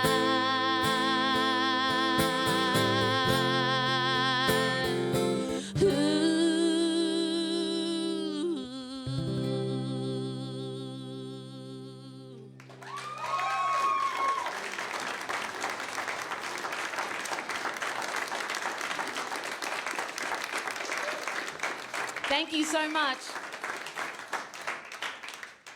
Get up here, Moko, fuck. So, changing the subject, I get to travel around Australia in a caravan. I'm a country singer by trade, so there's no way I could afford a caravan like the one I have. It is beautiful, and it's like 25 foot and just gorgeous, and we've lived in it for the last 4 years, travelling around Australia with our kids. And I, as I said before earlier, that I grew up on, you know, Disney songs and jingles.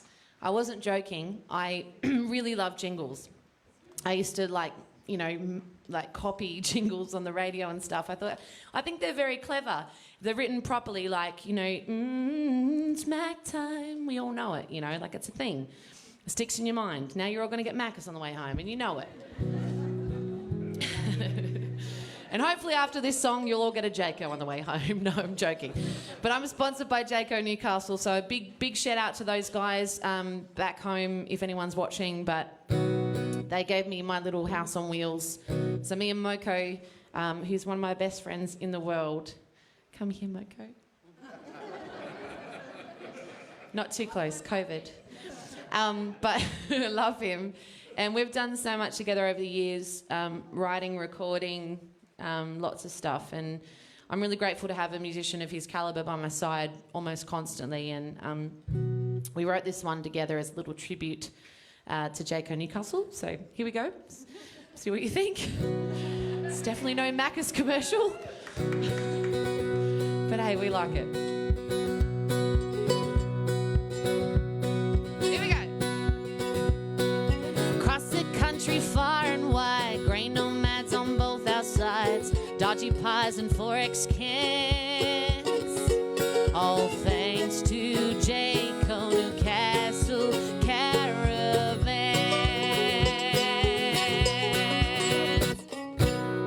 Hey! So bad. Thanks. Thanks, Jaco. So, look, because of them, we've been able to travel to places like, you know, this wonderful barn, Wombat Flat, you know, areas like this, the bush, the red dirt, places we never would have gone before because you only fly in and out for gigs, you know, usually. And the whole point of the Bush Pubs tour is that we can take music back to the bush. I don't know if anyone's seen the Slim and I film that came out yesterday, but so probably not. But you should go and check it out. I have not seen it, but I've heard it's really great, and I'm going to go check it out as soon as I get home. But he was certainly a pioneer of taking music to the bush and rural areas and places that people don't normally go. And the whole aim of the Bush Pubs tour is to take music back to the bush. And, you know, we're all doing these city gigs, and I've done the same bloody route, I swear to God, down the coast for like 20 years. It's the same gigs, same RSL club, same thing. I thought, you know, when we started travelling around Australia and doing these little trips in the caravan, there was no music out there. I started like just jumping up randomly and doing these gigs, and, you know, next minute there's this wonderful big crowd that is super appreciated that somebody came and played a gig in their town. And I'm not saying that you guys are like that, by the way, because you're, you know, not that rural, but, what have I said? I've never interrupted one of my guests here in the middle of a talk. Okay. I have to read you what just came in here. Okay. Okay, so we've got, that's my phone dying. Jump on the mic so people can hear you. So we trip over Don't your pull my guitar.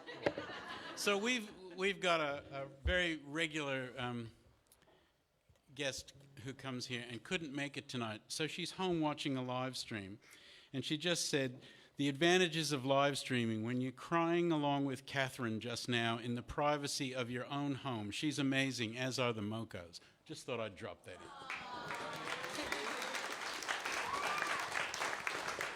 Yes, they are. Thank you, Mike. That's really, really sweet. And we love doing these sort of gigs, you know, that are off the beaten track a little bit and bringing music back to the bush. So thanks for coming out tonight. We really do appreciate it. We've got a sold-out gig during COVID. Hell yeah. That means the world to me. So, hey, look, at this point I'll play a gig to 2 people. I don't really care. But I'm glad to play it to you guys instead. But this is all about travelling to the bush and travelling to the red dirt and leaving the west coast. Nope, I'm definitely not from the west coast. Leaving the east coast and heading west is what I meant to say. So here we go. This is from an album called Catherine, Britt and the Cold Cold Hearts. Moko is one of the Cold Cold Hearts, so he features in this one. You ready? 1, 2, 3.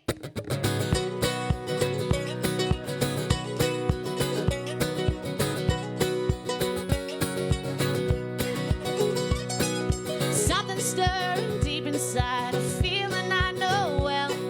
Something deep down in my bones, a sign easy to tell. I need that certain feeling, so we hitch our little home and out towards the western skies once again.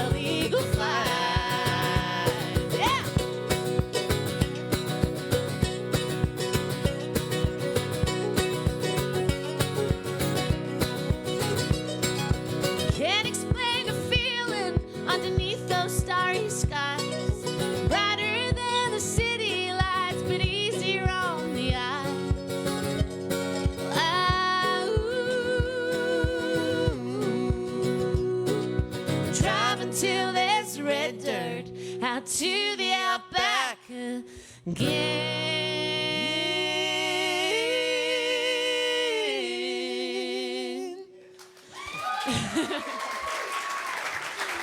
That's where you find me, my friend.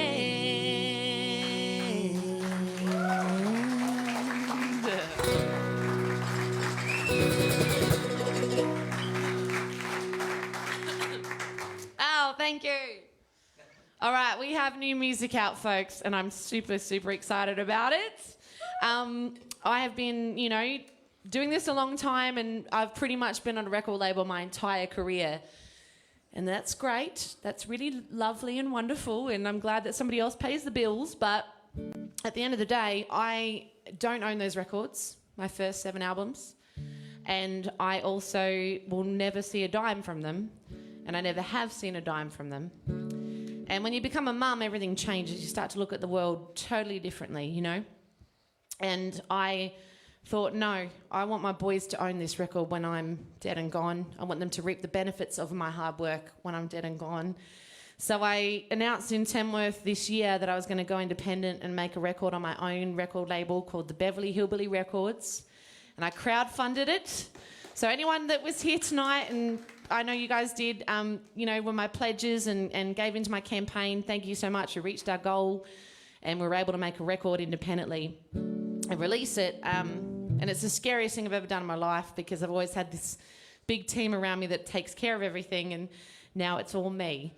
But I love that, I could never be more of a boss woman than now, being a mum. And, after all this time, I feel so creative and so in my element and so know what to do. So thanks for supporting that if you did. This is the first single that came out 2 weeks ago, and it's killing it. And I'm super stoked. I think we're at number 27 and it's been out 2 weeks on the charts. So we're stoked, and thank you so much for listening and streaming if you have done so. We really appreciate it. The streaming is just ridiculous. It's up to 70,000 I think now. So thank you so much for doing that. And if you haven't heard it, here it is, and I hope you like it. It's the first single from the new album. Lots more to come. New album will be out early 2021, so you can also pre-order the album tonight as well. I will add that in as well, so we'll personally sign it and send it out to you. This little sneak peek. Here we go. All right.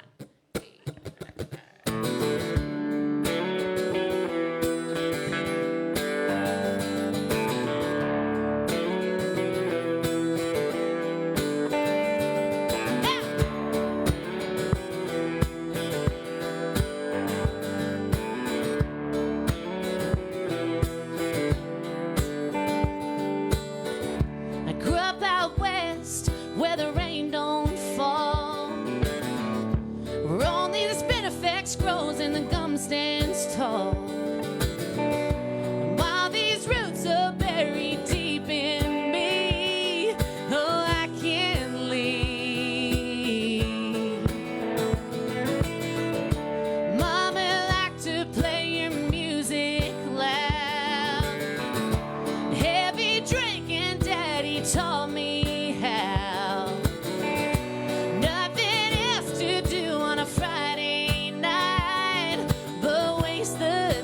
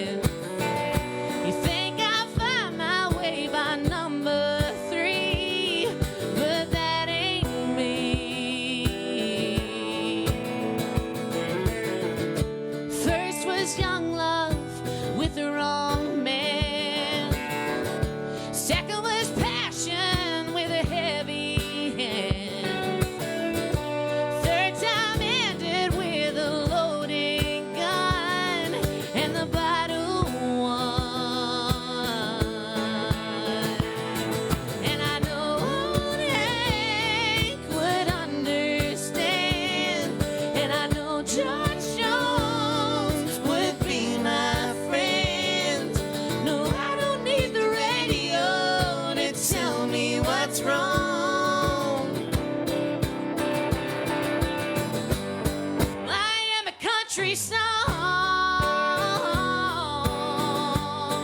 Yeah, I am a country song.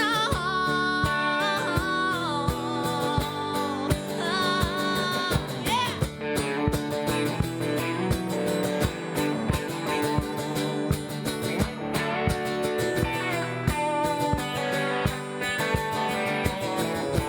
Yeah, they always seem to get it right. It's like they wrote those songs about my life. Yeah, I know old Hank would understand, and I know George Jones would be my friend. No, I don't need the radio to tell me what's wrong.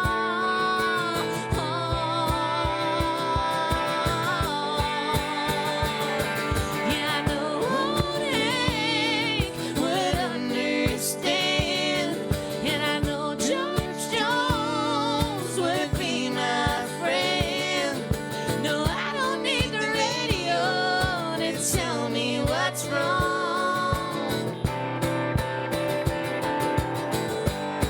Yeah, I am a country song. Yeah, I am a country song.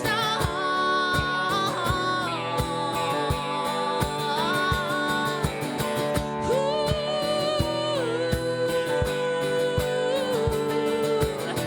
Yeah, yeah.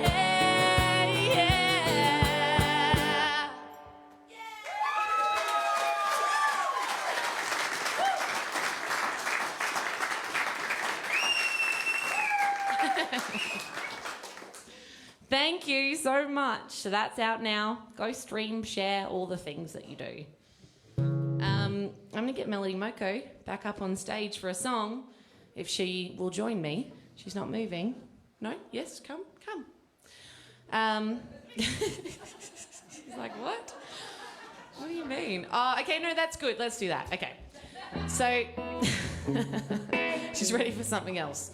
And I think it's best we do this. Look, I have to say it's really awesome that you guys came out tonight because, you know, we have made, like, no money for a very long time.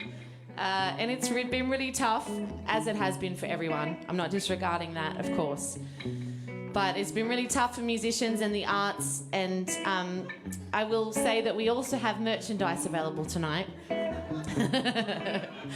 In fact, we have stubby CDs and trucker hats. We have cattle tags and things like that. And if you don't want to buy one, well, that's just fine. It just means that my sons won't eat for a while. Hey, it's no big deal. They're used to eating noodles and toast. They're totally fine with it. Right, Miller? You see, I said, what? Noodles?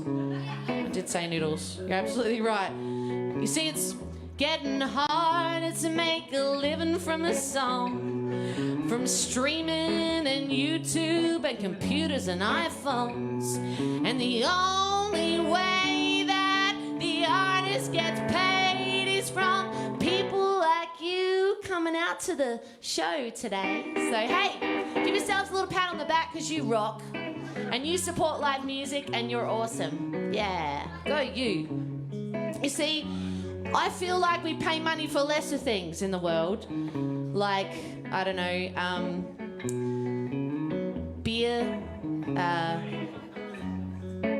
clothing. Michael over here on the really tight pants, though, he said that if you buy some merch, that he would give you a lap dance. I'm pretty sure he said that. A COVID-safe lap dance, so everyone has to sanitize first. And you have to be 1.5 meters apart, but it'll be great. You have to wear a mask. Yes. If it's not on, it's not on. Very sexy. Yeah, it's really, really, really sexy. But he did say that, so make sure you come up and grab that after the show if you're going to grab some merch. He promised. Thank you, Moko. So, come come say good day and grab a selfie. I'll sign anything as long as it's healthy. 2 small children and a couple of bobs. So come buy some merch so we can get to the next pub.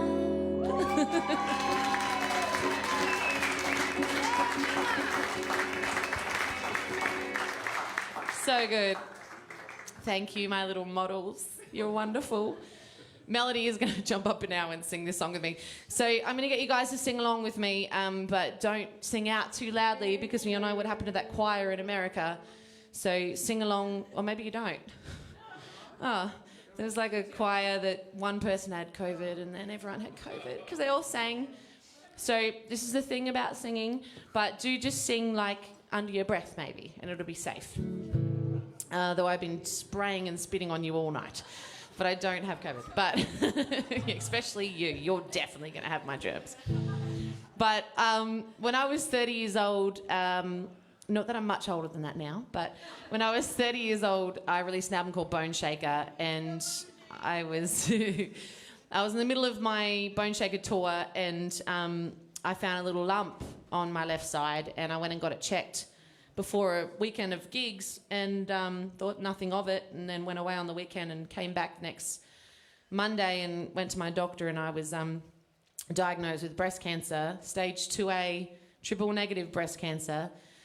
And I'm very proud to say that I am now 5.5 years cancer-free. Never feels shit to say that. Like, it always feels like a celebration. And it only gets better the closer you get, to 7 and onwards. But the people here who have been through it, you'll understand what I mean by that. But also, everyone in this room has been affected by cancer in one way or another. We just lost my auntie a couple of months ago, my dad's little sister. And I couldn't be there for the funeral. And it's just so common in our day and age that this is happening. And it's becoming more and more common in younger people. So I really encourage you to go and get yourself checked. It's what saved my life. I'm a total hypochondriac and have been my entire life, and it saved my life. So I really do say to people that tell me what they can do, and that is to stay on top of your health. And this song is a little reminder maybe for you. I call it my answer to cancer, and I wrote it as a little anthem to everyone out there that's ever been through it themselves or have a loved one that went through it. This song is for you. So please do sing along. There's no kids here tonight other than Miller, but he's heard this song a million times and he loves singing it. But every time I say F you, you say F you. Do you think you can do that? Do you think you can do that? Yeah. That's more like it. Here we go. This is my answer to cancer. 1, 2, 1, 2, 3.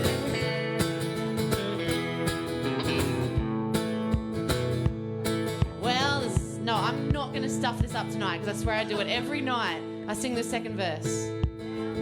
No, there's no nice way. See, you're stuffing it up.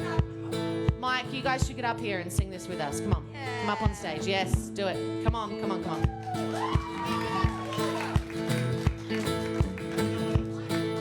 I'll teach you. It's very simple. Okay, I know the first verse now. That just bought me some time. Here we go. Well, there's no nice way of saying what's been occupying my mind. All the words sound too cheap, so the lyrics come across too kind. Well, it's time for straight talk. No holding back is the answer to the short bit. Here we go. So F you. F you. F you. F you, cancer. That's right. Well, we all have somebody we love or somebody we know. There's just way too many people around being diagnosed. It's true. So I hope you'll help me sing this song this time with some anger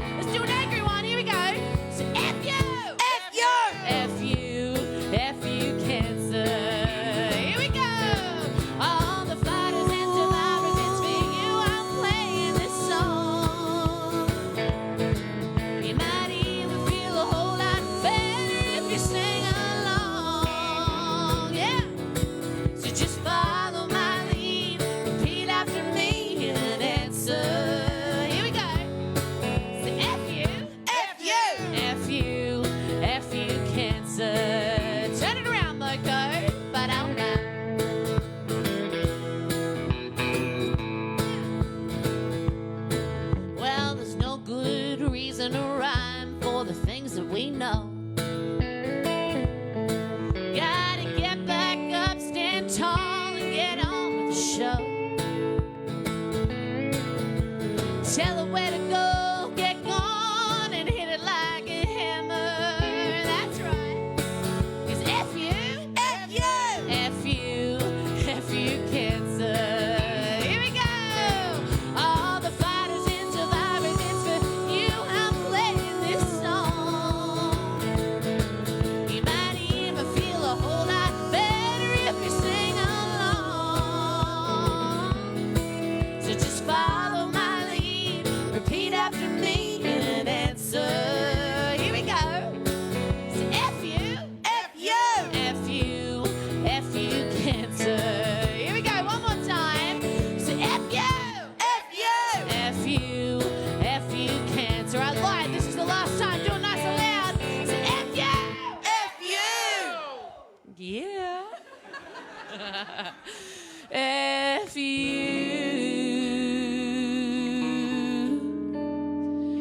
F you cancer.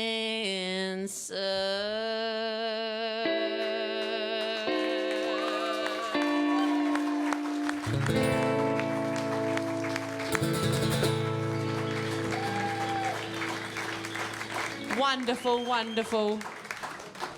You're beautiful singers and you do know how to swear. Thank you so much for joining in. Hey, this is our last song and we really appreciate you guys coming out. So thanks again for having us here after all this time. We've been trying to get here. We're stoked that we finally did and I hope to come back every year for the rest of my life.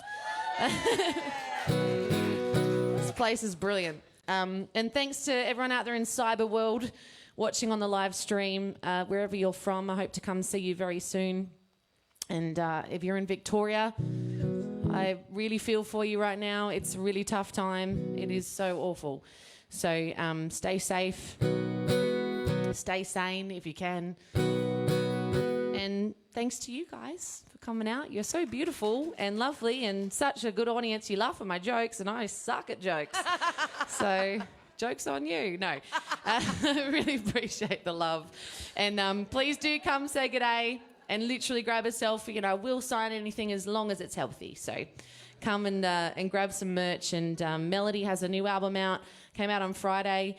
It's freaking brilliant. And I have a new album coming out soon. You can pre-order it. It's freaking brilliant. Freaking brilliant.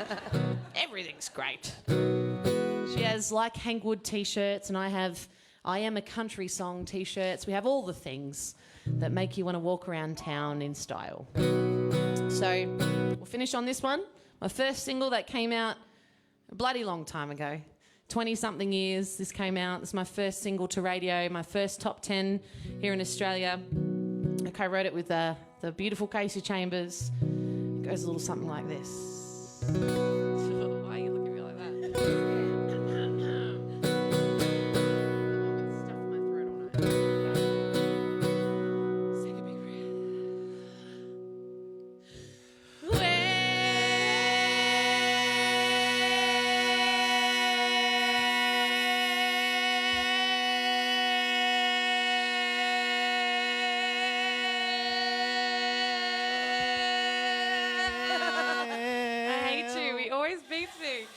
Here we go. I don't mind if I ain't got time, that don't bother me. I'm a hillbilly girl in a hillbilly world, but that don't bother me. Well, I ain't that bright, but I know what's right from mistakes in my color TV. Well, I don't care if I lose my hair, 'cause I'm living happily. Well, the sun don't shine in the winter time, but that don't bother me. And the car won't go if you drive too slow, but that don't bother me. And your heart won't ache if you're here to take all this love from me. Well, they don't give a damn, but a worried man as far as I can see. Here we go. Well, I don't mind if I ain't got time, that don't bother me. I'm a hillbilly girl in a hillbilly world, but that don't bother me. Well, I ain't that bright, but I know what's right from mistakes in my color TV. Well, I don't care if I lose my head, 'cause I'm living happily. Hot diggity dog!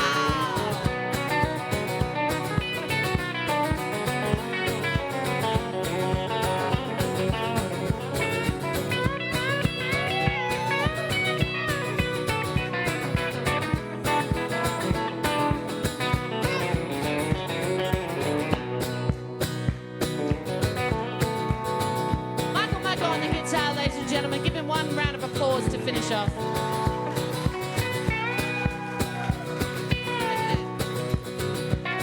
Well, it ain't this town much the road go around, but that don't bother me.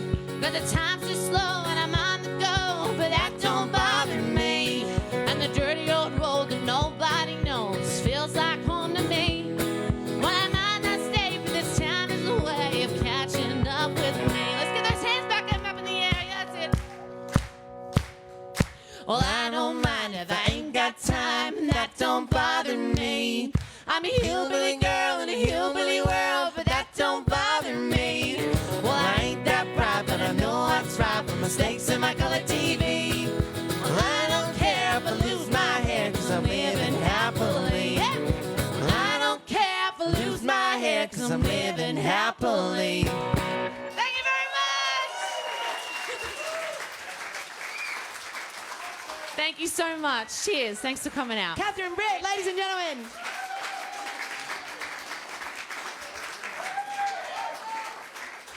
You're not going to let him off the stage that easy, are you? One more, guys? What do you reckon?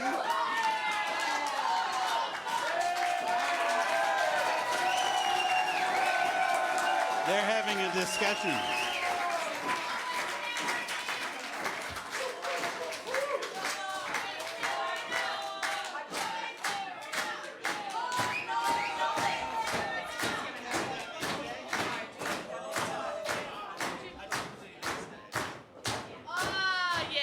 Okay, cool. We're just like, what are we going to do? We were just having a proper argument. Proper full-blown domestic, because we're like family, sisters. Interesting. Interesting. Okay. Yes, coming at you. I'd love to sing a song about my ex-boyfriend for you. It's what we do here. This is my entire catalogue. But I specifically was instructed when we came here from Mike that we are not allowed to play here unless this song was done, yeah? So Michael Moko sang at my Cold Cold Hearts gig in Adelaide. Was it at the Trinity Sessions? Yes. Trinity Sessions. He sang this song I used to get, because it was a real band project, myself and two other guys, Michael being one of them, and both of them can sing their asses off. So I used to make him sing a song in my set, and this is the one that Moko did. So we're going to attempt to harmonise along and, do this song for Mike. Thanks, mate. Here we go. Michael Moko, ladies and gentlemen. This is actually really weird. We forgot to do it, and it's your encore, and I'm singing. I'm stoked. No more Catherine. Here's your consolation prize.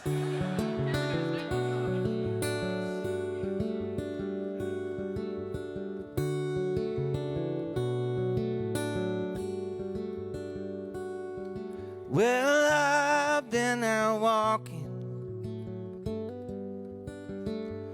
I don't do that much talking these days. These days.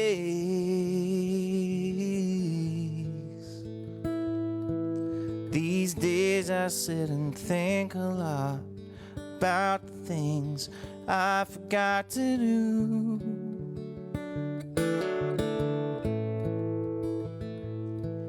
And all the time I had the chance to.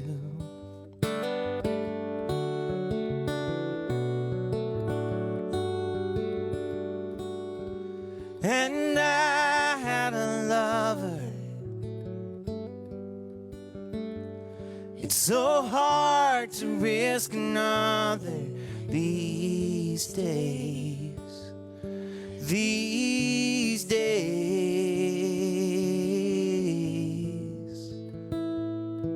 So if I seem to be afraid to live the life I have made in song, oh, it's just that I've been losing for so long.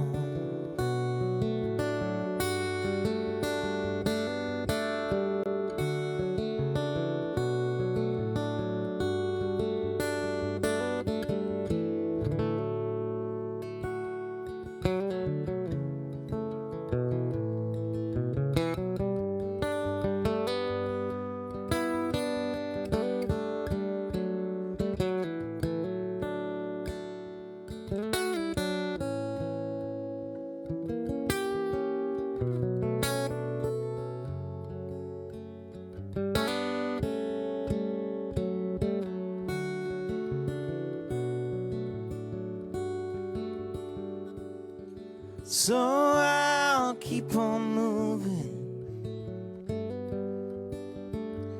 Things are bound to be improving these days. These days.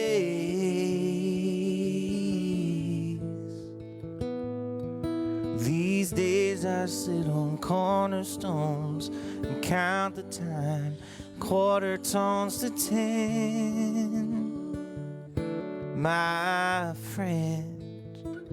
So don't confront me with my failures. I had not forgotten them.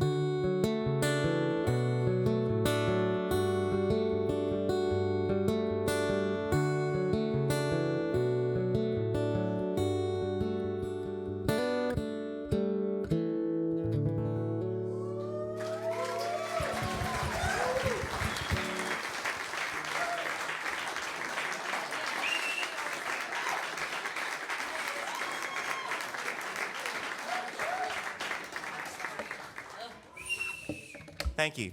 Thank you. Thank you very much. Our domestic was continuing up here. Yeah. Elvis has now left the building. Yeah. See ya. I never do this song. Is it Talia that asked for it? Yeah. Look, I broke up with this man a long time ago, and it was the title track of an album, Rookie Era. But it gets requested all the time. And I remember before I put this album out, I call this my dark album because I dyed my hair black for the album, and I went over to Austin, Texas and made it. It's a little singer-songwriter record, I reckon. It's pretty stripped back and got a great Texas band, and thanks, Melody. And I was super heartbroken at the time I made the records. I thought, as all girls do, I would go and dye my hair and I'd feel better. And I got nothing but like backlash from everyone saying, why did you dye your hair black? But I loved it. I got to wear red lippy and own it, but no one else liked it. But a lot of people asked for this song. So this is the title track of my dark album. If I remember it, goes a little something like this.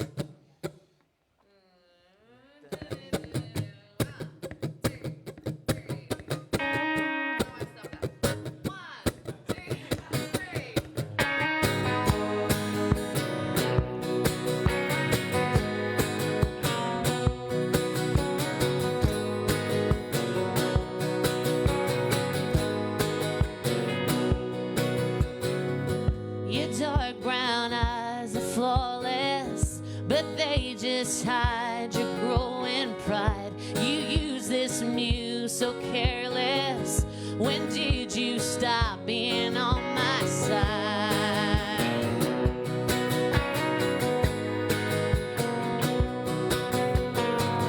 You put your life on hold for fame. I watched you grow to cry and shame. You broke my heart just to pave the way.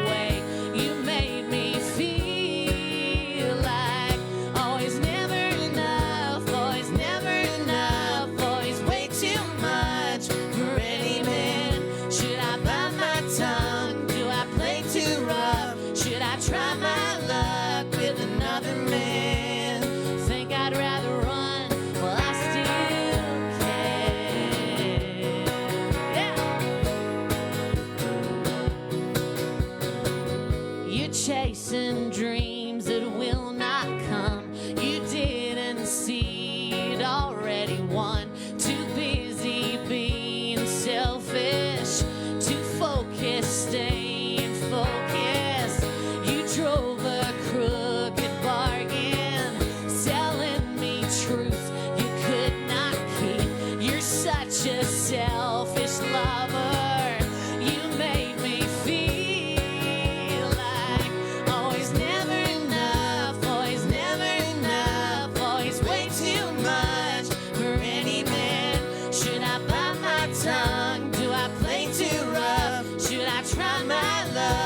another man. Think I'd rather run while I still can.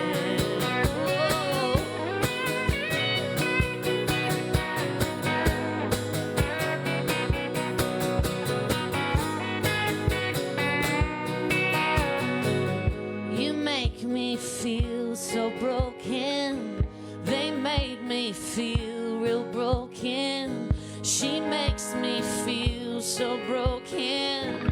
You made me feel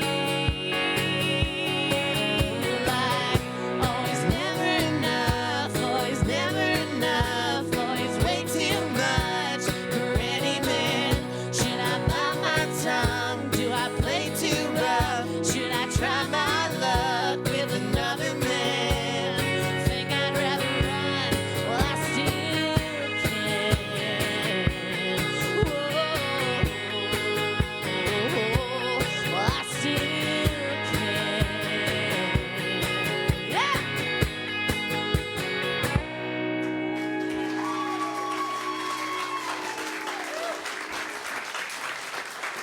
We remembered it. I'm so glad I remembered that song. My favourite line is in the second verse. And I remembered it. You're such a selfish lover.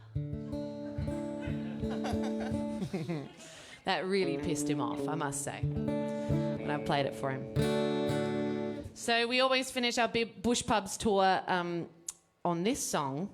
And we normally get people to scull beers and stuff, but things have changed because of COVID.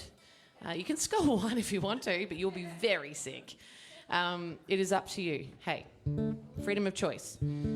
But this whole tour is inspired by Slim Dusty. He inspired us to go to the bush and bring music to the bush. So what better way to end the Bush Pubs tour than on a Slim Dusty song? Yeah? I think you'll know it, so sing along.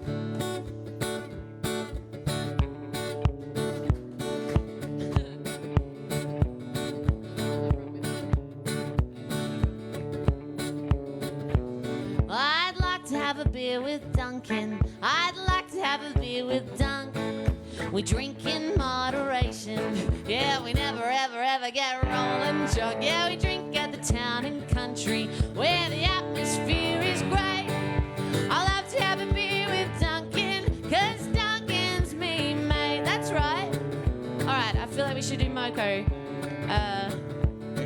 I've done this before, but I've already forgotten what I used to do. I've got a good one, but I feel like it's a little controversial. All right, here we go. Can you, okay, here we go. I'd like to have a beer with Moko. I'd like to have a beer with Mokes. We drink in moderation, then we pop out the back and we have some Coke. That's not fun. A cola? We drink at the town and country where the atmosphere is great. I'd love to have a beer with Moko, 'cause Moko's me, mate. That is true. All right, Mike, it's your turn. Mike.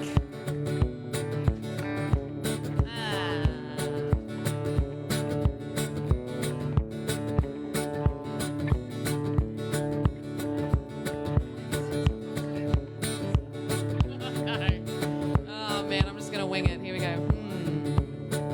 Okay. I really suck at this. I don't know why I do it every night and I never get better.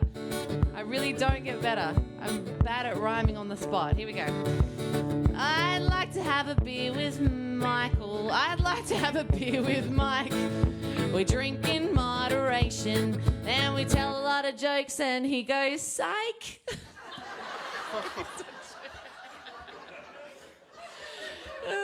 That's not what you meant, is it? Not we quite. drink in the town and country where the atmosphere is great. I love to have a beer with Mikey, 'cause Mikey's me, mate. Thanks for having us, mate. Here we go. All right, who else can I torture? Let's see, Katie, yeah. Okay, Kate.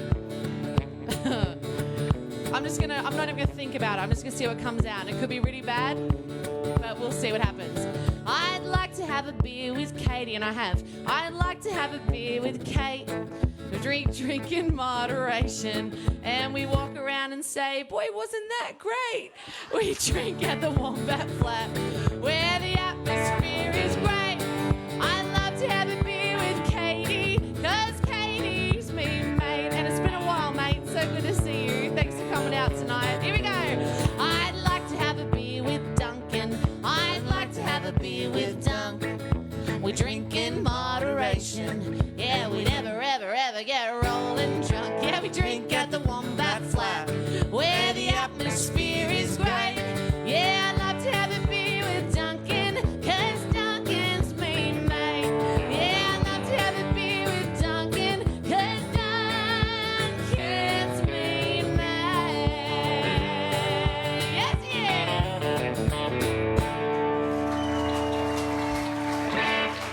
Thank you, Melody Moko, Michael Moko, Miller Moko, Catherine Britt. Thanks for having us. We really appreciate it. Come say good day.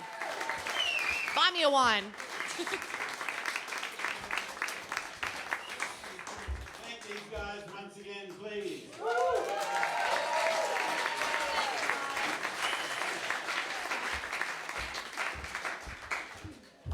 I'll hug you later when no one's looking. I got a COVID jacket on. Tomorrow. Well done, Miller.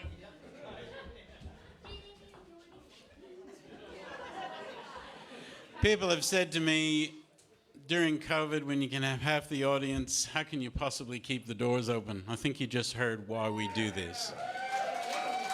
It is so special, and when we think back to all the incredible musicians that we have had come through here in the last 2 years, at this point we're doing everything we can. We are pedaling as fast as we can to try to keep this open for another 12 months until hopefully we got vaccines and we're all, out of the woods and we can have normal size audiences, because these guys are incredible. And, put your hands together again. Thank you. All right.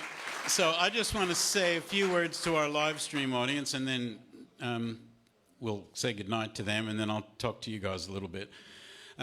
Thank you if you tuned in from anywhere in the world. We really, really appreciate it, especially if you were able to buy a ticket and support us, because we don't have the other half of our live-in audience.